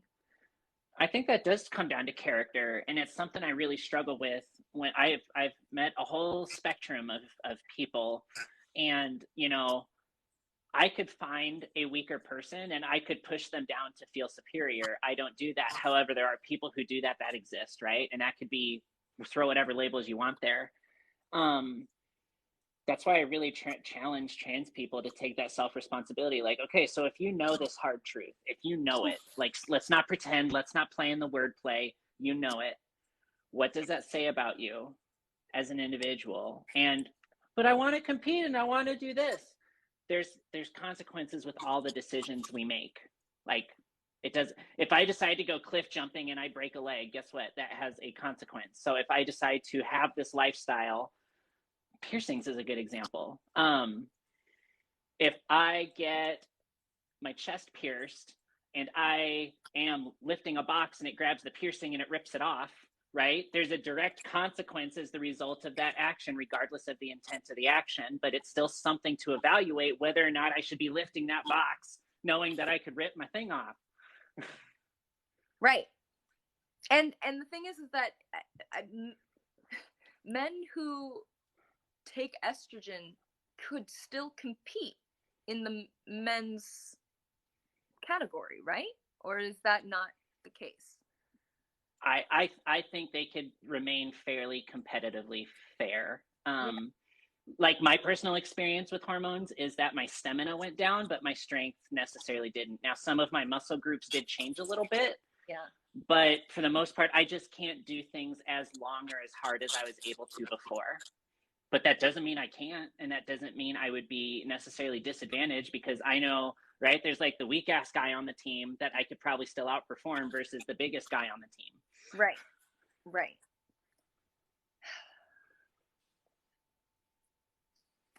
The locker room situation is what upsets me, like, I think the most. I don't even want to think about it. Shows those transition after puberty. Sorry, I'm reading comments. So that transition with puberty conversation, that is one that I struggle with. That is a spicy one, because I don't think there are enough studies to say that that's an accurate statement. I don't. What's an accurate statement? That the earlier you transition, the more likely you are to align towards the desired gender's outcome physically. I really don't think that is accurate. Bone structure is one of them. Organ capacity is another one. Like that. Yeah. And it's really dangerous to say that, puberty can be optional, because there are some critical developments that happen during puberty in our body, but also in our mind. And right. I mean, I'm sorry, puberty is not fun for anyone. Like, it really. You should read Trans. You should read Trans by Helen Joyce. I'll DM you the name of the book. Okay. Well, and it affects different things, right? So think about our reward system, and I'm going to look at this through the lens of addiction. Our reward system is based off of chemicals being released, and those chemicals are dependent on all the other organs working harmoniously with each other the way that we're designed through evolutionary changes, right? So to go against that is going to have effects on other systems that dictate how we engage socially or harm ourselves or keep ourselves safe. It affects our safety mechanisms in the long run, going through that at a young age. Yeah. And again, to bring it back to sexual orientation, I think coming into your body is huge in like figuring out your sexuality, and figuring out the context of your sexuality, or the context of your body and your sexuality, right? Like I said before, like figuring out that I was homosexual took some time, I'll admit, but like, you know, acknowledging my physical sex was necessary for me to understand what it meant then that I liked women. It's like, okay, so I'm not heterosexual, but now you have these kids who are saying, oh yeah, I'm gay, or oh yeah, I'm straight, and it's not factually true, in my opinion, I should say. It's not factually true, and it does them a disservice, and it makes coming to terms with reality a lot more difficult, when you're being lied to by doctors and all of your peers. It's a crazy illusion. And yeah, Jazz Jennings, that's a whole thing. The one comment I got, and I made a video on it, and it's like the spiciest comment I get. I have one follower who I'm pretty sure just hates. I don't know if it's me personally, but just definitely people who look like me. Okay. But and they've posted the same comment in a bunch of my videos, and they kind of stopped one day, and I don't know, but what they said was transgenderism is nothing but misogyny and homophobia. Now the misogyny thing, I'm not gonna get into that, but the homophobia one, I explored that for a long time, and I had to talk to a lot of people about that so I can understand their perspectives. And I think there is some validity to question that when you start thinking about what decisions should I make, right? And that's why it's fair for a therapist to ask those sexual orientation questions when someone's talking about gender identity. Like, what problem are you solving for, really? Like, get down to the why. Yeah. I remember seeing that comment and being like, who? I and on the pushback, I think that's a massive simplification of a very complex topic, and I'm definitely pro nuance. But Science Guy, hi, how are you? What do you have to say? I want you to address transgenderism being homophobic and misogynistic. I want you to start there. Welcome back to the conversation. I mean, is it? I don't know. Like, I don't really have any thoughts on that at face value. Like when I see a statement like that. To be honest, I agree that it's an extremely nuanced thing. I mean, it is a very generalized statement that hurts every category mentioned in that statement. But it does allow for the conversation of really understanding what problem you're solving for when you're saying you're trying to solve a problem. Mm-hmm. And you know, I think it's worth noting that there are countries where you can still be put to death for being homosexual unless you decide to get medical transition surgeries. So it's more acceptable to be called a transsexual in those countries than it is to be just homosexual. And I think that that's an important thing to note, and we should be asking why is that the case? And you know, as someone, because they're scared of God. They're scared of God. Well, being homosexual, yeah, I mean, someone says here Islamic countries. Yeah, I think Iran is one of them. But maybe the Quran says that it's bad to be homosexual, but it doesn't say anything about being transsexual. So they're like, all right, let's just change it, and then you won't be a sinner anymore, right? Right. And but as someone who's been called a sexual racist or, you know, bigoted for being a genital fetishist. And it's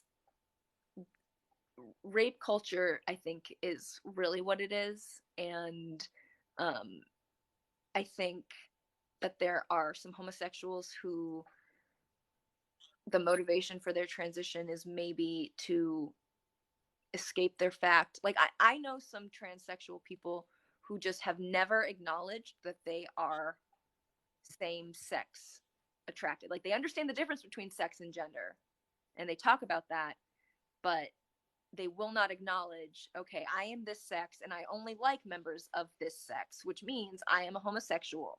They never say that. They always say, yeah, I'm a straight woman, or I'm a gay man, even though technically, anyway. And I don't really know what that's about. It's avoiding shame, because if there's shame context to it, you're going to use wordplay to avoid those shame emotions. So if you're to root cause that, taking away shame around all those definitions would prevent someone from having to feel like they have to avoid them in the first place, or just being comfortable with shame. Like shame is an emotion we're supposed to feel. So that's the why, is people are avoiding shame. So somebody made an interesting comment. They said that there's a social contagion aspect. And this is an argument that I heard relatively recently, and I'm not sure what to make of it. What do you think of that, Becca? What's the question? Is there a social contagion aspect to? So they're saying that. Yeah. Like, so I don't know what that means. Like, being trans is that. So like they're saying that like because being trans is being pushed so much now, more and more people are identifying as trans. So it's like they're saying that it's a social contagion. Why the word contagion? Because they're saying if you're friends with someone who's trans, the likelihood that you might take on that identity, like specifically in teenage girls, that's the demographic that it's spreading like wildfire. Yeah. I feel like young women are suggestible, and they even showed this in that film. The Calls Coming from Inside the House. They showed a clip of a young woman who was in high school, and she was announcing. She was out in the yard and she was announcing, and she says, I'm a guy. And it's clear to me as an observer, it looked like she didn't seem convinced of it herself. It almost looked like her friends talked her into it. And the way she came out as a guy was like so feminine. Like she was so unsure of herself, and she was all giggly when she was saying it. I'm like, you're telling us you're a guy, but you're acting like a ditzy little girl as you're going about doing it. And like, it just wasn't convincing at all. And there was like one of her friends was like patting her on the shoulder, and the whole thing just screamed like she was just talked into it, and she has no idea. Like she's just confused. And I think that's what they mean by social contagion, is like they're being talked into like these things. God, I'm really stuck on that word contagion. I can't, like, I hear everything you're saying. Okay. I don't think contagion is anywhere close to the word that should be used for that. Okay. Contagion has to do with infections, and it is a very has nothing to do with that. And that's cool that we're in a place right now in the world where we're just going to call everything a fear-mongering word to get people excited about it. But it's not social contagion, it's peer pressure. That's significantly different. But to do this fear-mongering label around it to make it comfortable for one side and add shame to another, I can't get behind that. Now, I will agree that everything that's saying is that, but that's peer pressure. It's not social contagion. Someone here says the whole egg subreddit, and what's interesting is that. Oh, did you want to go ahead, Swags? Go ahead. Someone said the whole egg subreddit, and God damn. Okay, I was gonna say the dancing flag.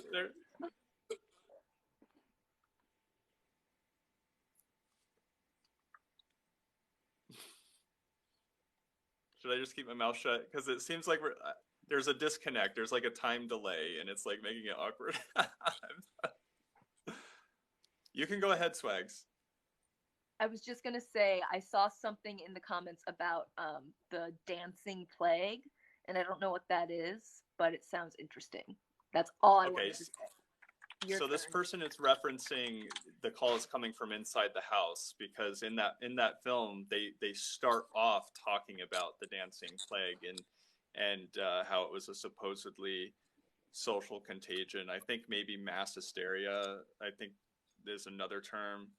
I mean, call it what you want. I think the whole point they're making is that people are like falling into this just because they see it, and I don't know. Like, I heard a podcast, for example, because I'm on live, I don't want to name who this person was, but there is a person here on TikTok who was on a podcast explaining their transition, and they talked about how essentially it seems like they were gender fluid, but then their girlfriend and then these people on Reddit talked them into believing they were trans, and then that's when they decided to pursue this whole trans thing. And so then I have a, I'm skeptical of that, because when I look at that, I'm thinking, okay, that doesn't sound very organic. It sounds like someone just like made you believe this, and and then, I mean, I'm not that person. I can't get inside their head, so I can only question it as an observer. But I mean, what do you think about that? Like, the whole idea that like people are being guided to this conclusion.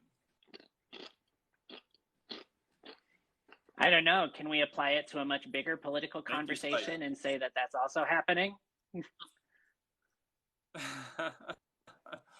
I do think it's interesting to note how teenage girls specifically, and what is it about being a teenage girl that would, because so when I was a teenager, the thing was cutting and anorexia, and that's like what everyone freaking did. And okay, I remember I had a little, episode, and then I told my friend about it, and the next day she came to school to show me that she had done it too. And I was like, I feel like you just did that to be like me. No, we both were messed up in the head. We both needed help. But I also, like, I feel like teenage girls like to be part of things, and like, the cliques is insane. And so I could like, the peer pressure you said is exactly it. Like, there's this, you always want to be in group, and when you're a teenage girl, being out group is the absolute worst thing you can do. So if you have like the cool girl or the cool kid in your group, and she becomes a they them, to be in group, you're going to have to start taking on these identities, I think. At least for teenage girls, that would be my guess. And that's not like, I think every single teenage girl struggles with the relationship to her body, because being a teenage girl is rough. Especially when, the male gaze starts to happen more and more and more. And especially if you're, homosexual and you're not interested in that and figuring that out. So I think there's, trying to find easy solutions to the problems you're having is also part of it. I agree that the word contagion is it's very charged. So I'm going to use the peer pressure, or what's the phrase when you get positive reinforcement? Not necessarily that you get pressured into doing something, but like the good things that come from doing it make you want to continue doing it. I think it's just called positive reinforcement. Yeah, that's what I call it. Like, yeah, I don't know. I don't think there's a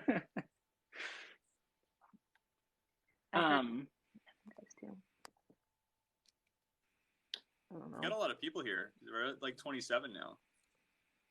I know, like, all my followers are active like between 10 and 1. It's, I don't know. And Spike, I mean, I do know they're all Spike nocturnal. was sending me tennis balls, which I really says, do y'all think the step away from biology and girls has to do with the threat of the male gaze? Oh. Yes, that, but also periods suck.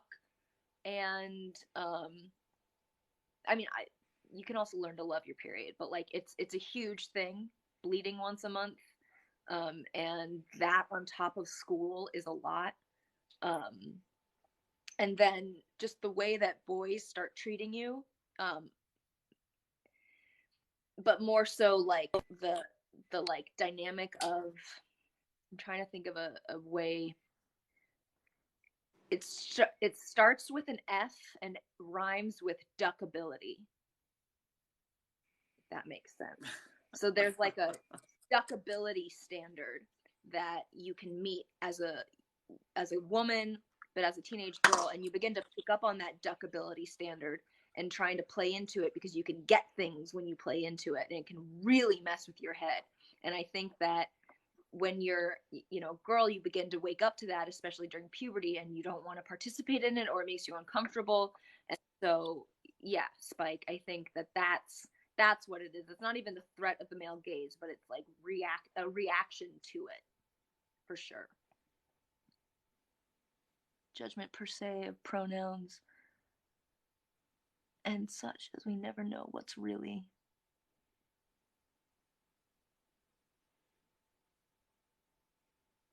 going on at home, at school, and life. Yeah.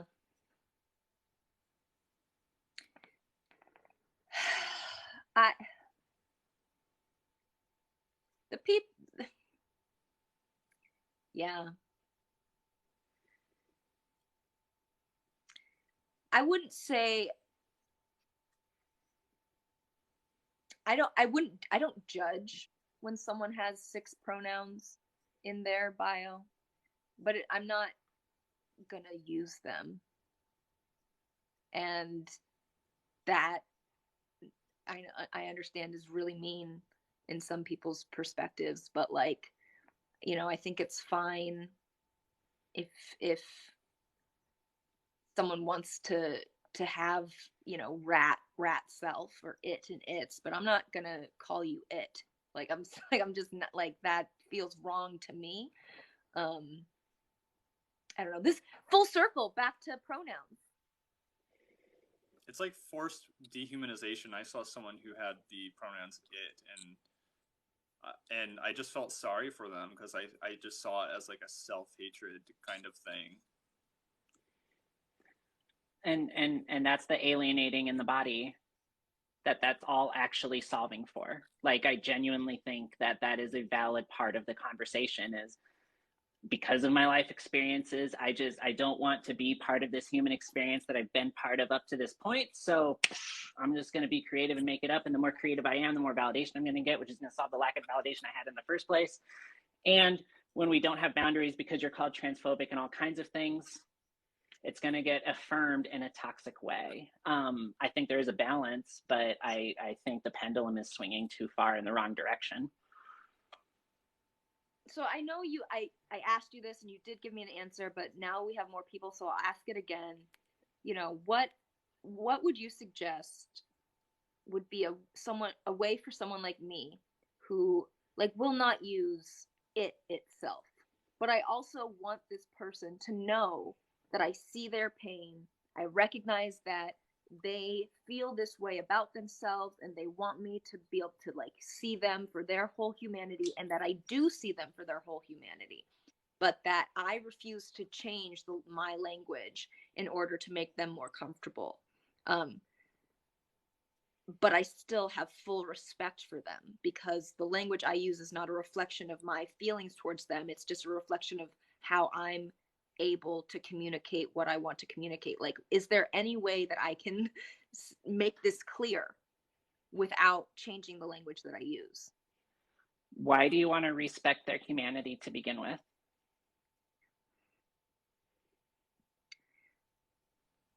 Because I remember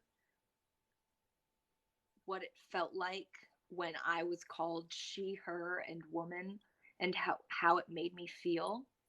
And I genuinely feel sad that other people will experience that level of discomfort if I call them by their biological sex, let's say. And it pains me to know that I'm going to be hurting their feelings. because I genuinely don't want to hurt their feelings. However, by changing my language to help them feel better, I feel like I'm hurting myself. And because, like you said, I have to make myself smaller to, I forget what you said, make them bigger or something. And that's something that I'm just not willing to do. But it's, I don't know. I want them to know that they're valued. I want people to know that they deserve happiness, and that I really want them to be comfortable in their skin, and to exist peacefully and be able to express themselves and have their full personality celebrated. You know, they just don't believe me. Well, and okay, so if you were to describe me to somebody who doesn't know me, 3 words, what would you say? 4 eyes. I prefer the term nerd windows. Thank you. Okay. What's the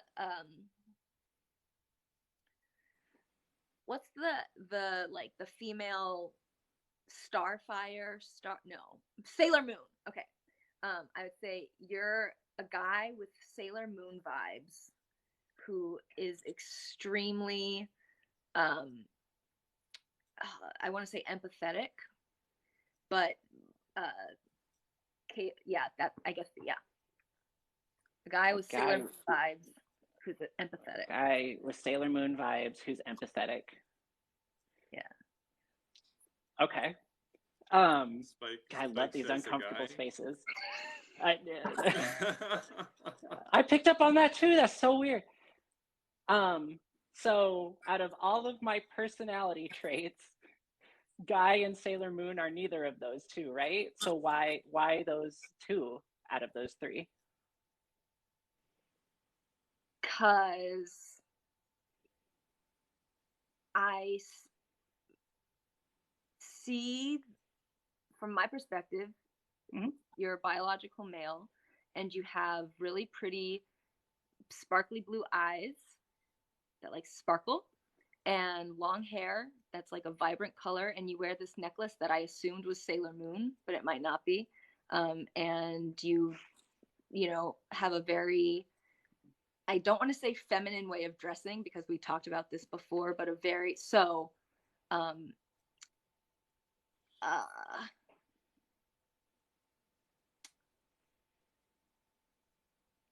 magical, gentle, but sophisticated style. A magical sophistication is how I would describe your style. Because, like, yeah. Right. And I think this was a really good exercise in taking what you were trying to make earlier. Shit. I should know that too. Like, I'm Star Wars hardcore. I'm more offended over that than anything you've said.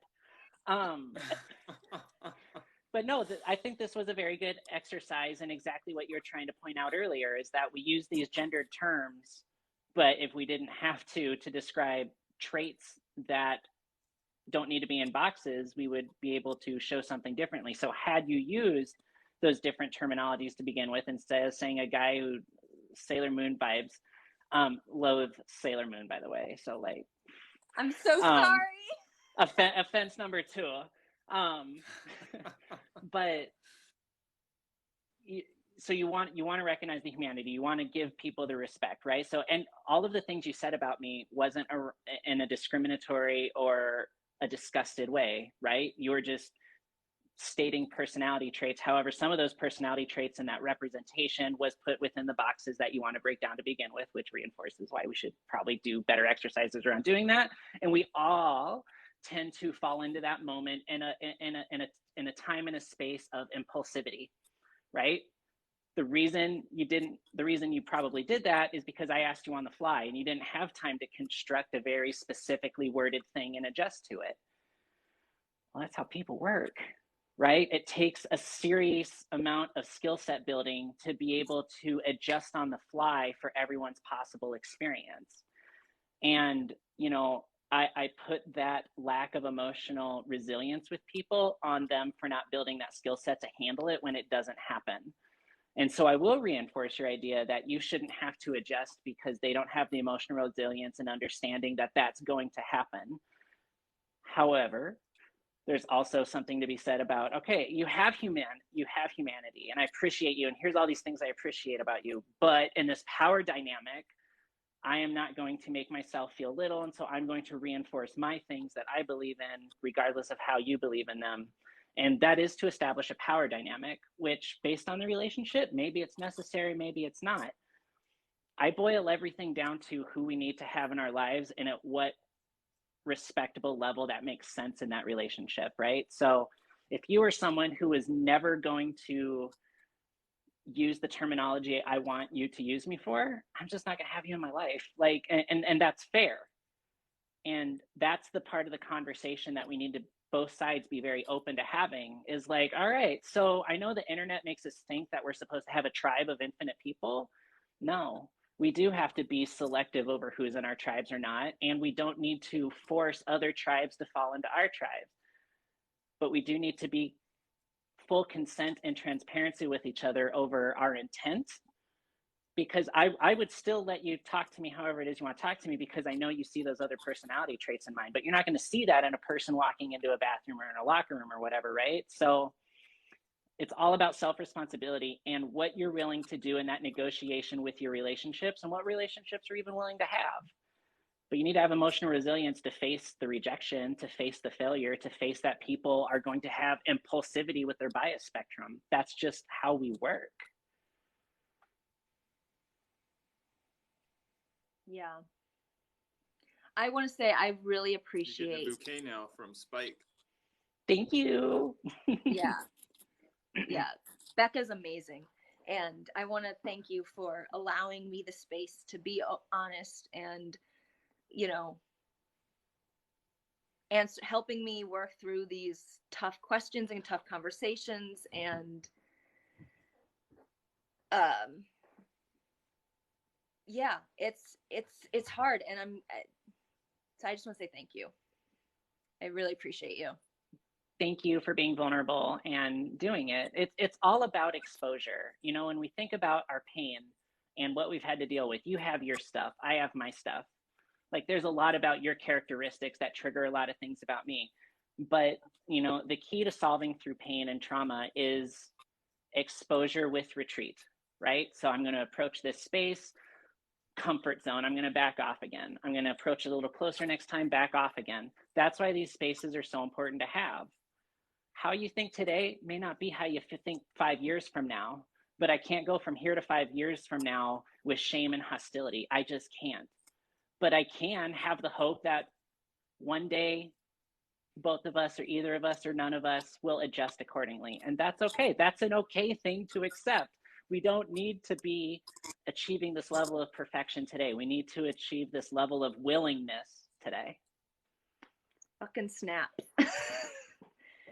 God, do you do motivational speeches, or just what's your career path? That career science guy sitting there just looking cute. Yeah.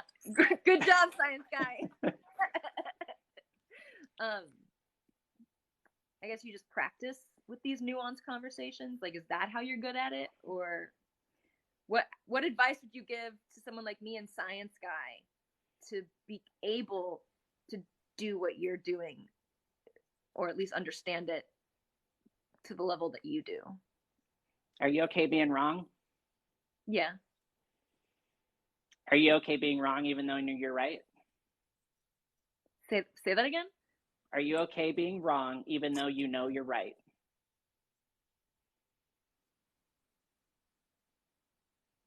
I don't understand how that statement can be true. Like I think I'm right, but I could be wrong. Mm-hmm. Yes, I'm okay with that.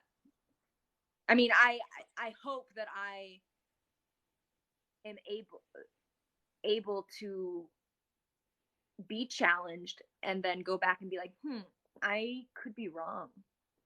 How am I wrong, or what am I not seeing?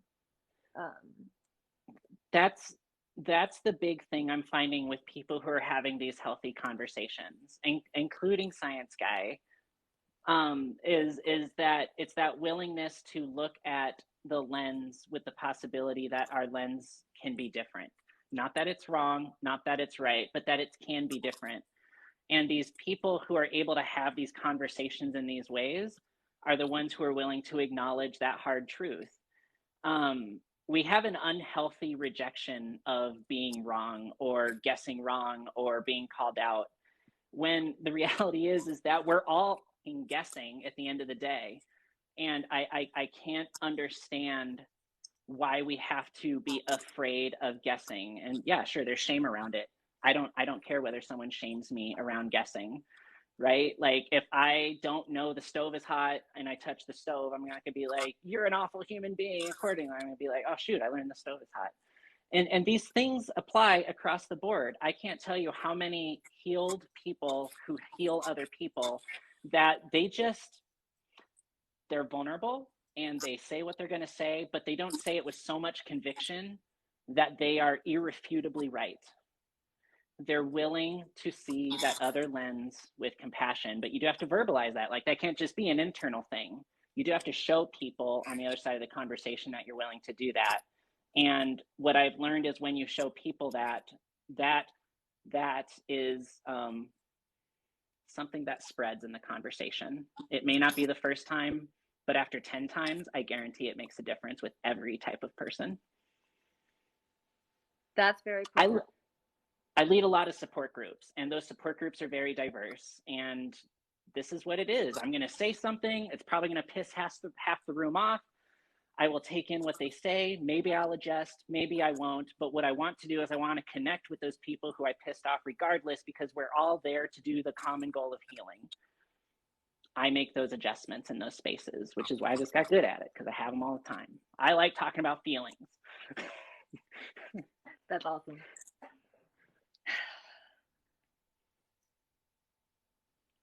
Yeah. All right, Science Guy, you have to say something now.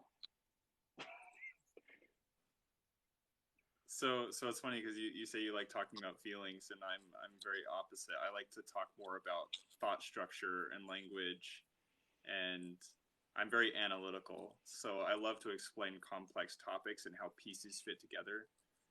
And in that sense, part of me wonders if biology was the wrong, thing to study. Like maybe I should have gone to school for physics or engineering. Actually, engineering probably would have been a better fit for me.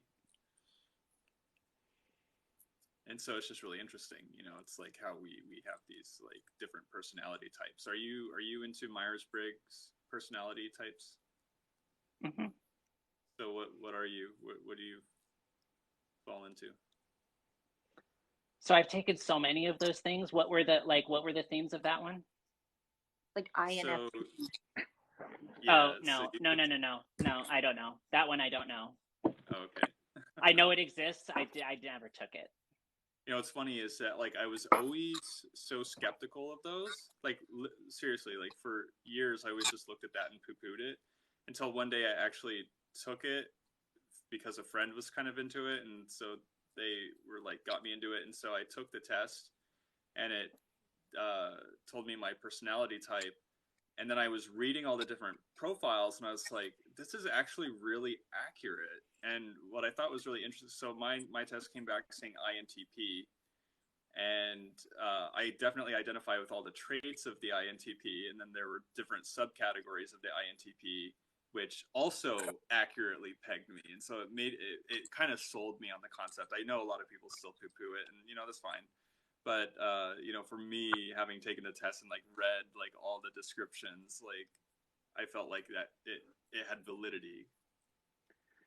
So I like to take those things.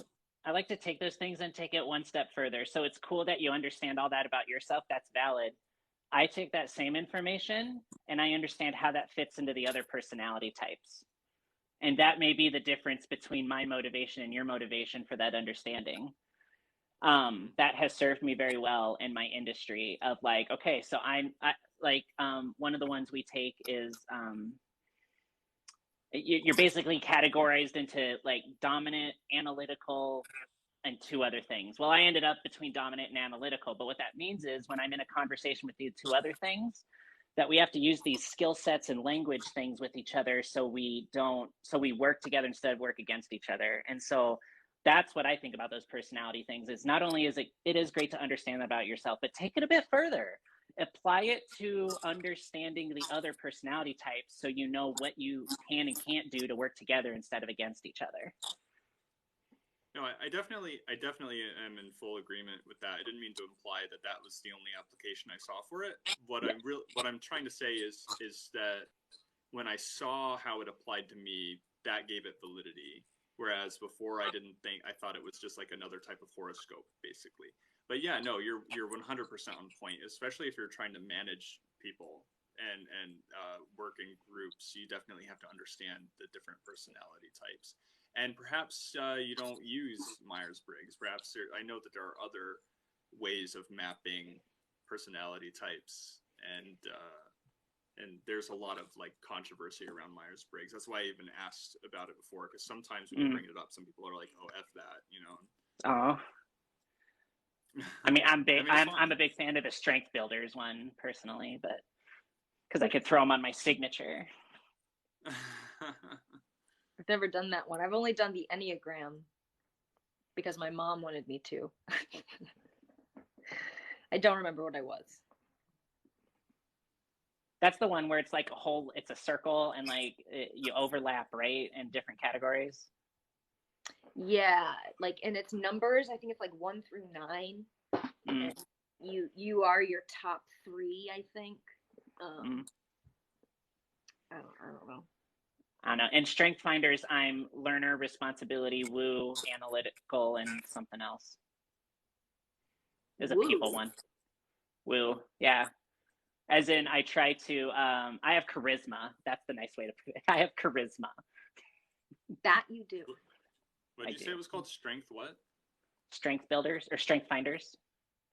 It's like a 600 question thing, and it's used in professional environments to put people in the right categories of work output, but it does help me understand who I'm working with. Interesting. Like if I'm talking to someone who's not woo, I'm going to take a little bit of humor out of it because they are a logic thinker, and I'm going to be very monotone so I can adjust so I can be understood.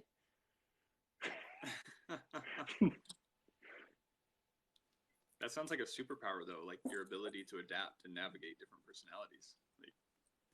It's awesome. A very strong survival skill I had to build at a very young age. Nice.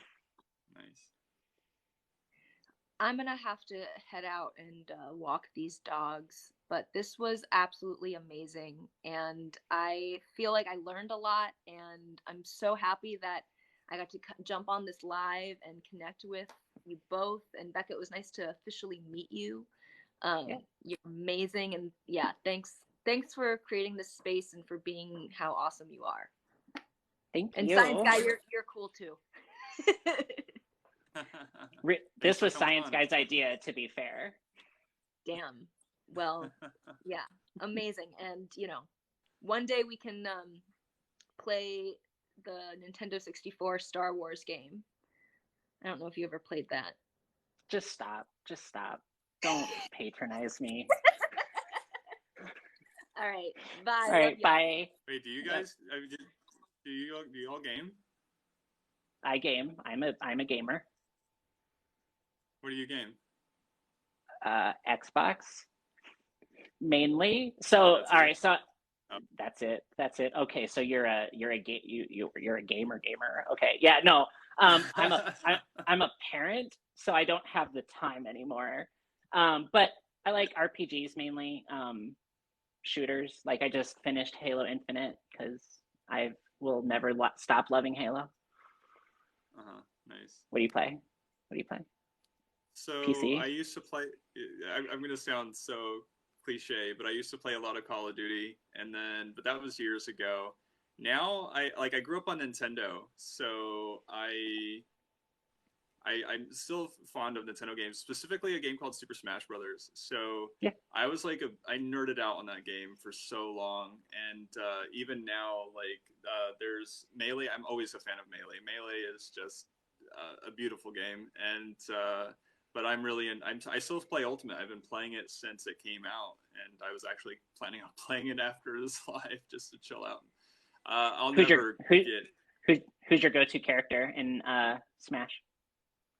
Oh, well, in Smash Ultimate, it's hard to say because there's so many characters. I have so many different mains. My first main was Yoshi, and then I don't know. I'm all like, there's like 60 something characters, so it's hard to say. I want to say Pokemon Trainer, but they nerfed him, so it's kind of like it's hard to say at this point. I'm exclusively Luigi. Like I do not no. play as any. I am exclusively that person. Oh my gosh! Do you do those sick combos, 0 to death combos?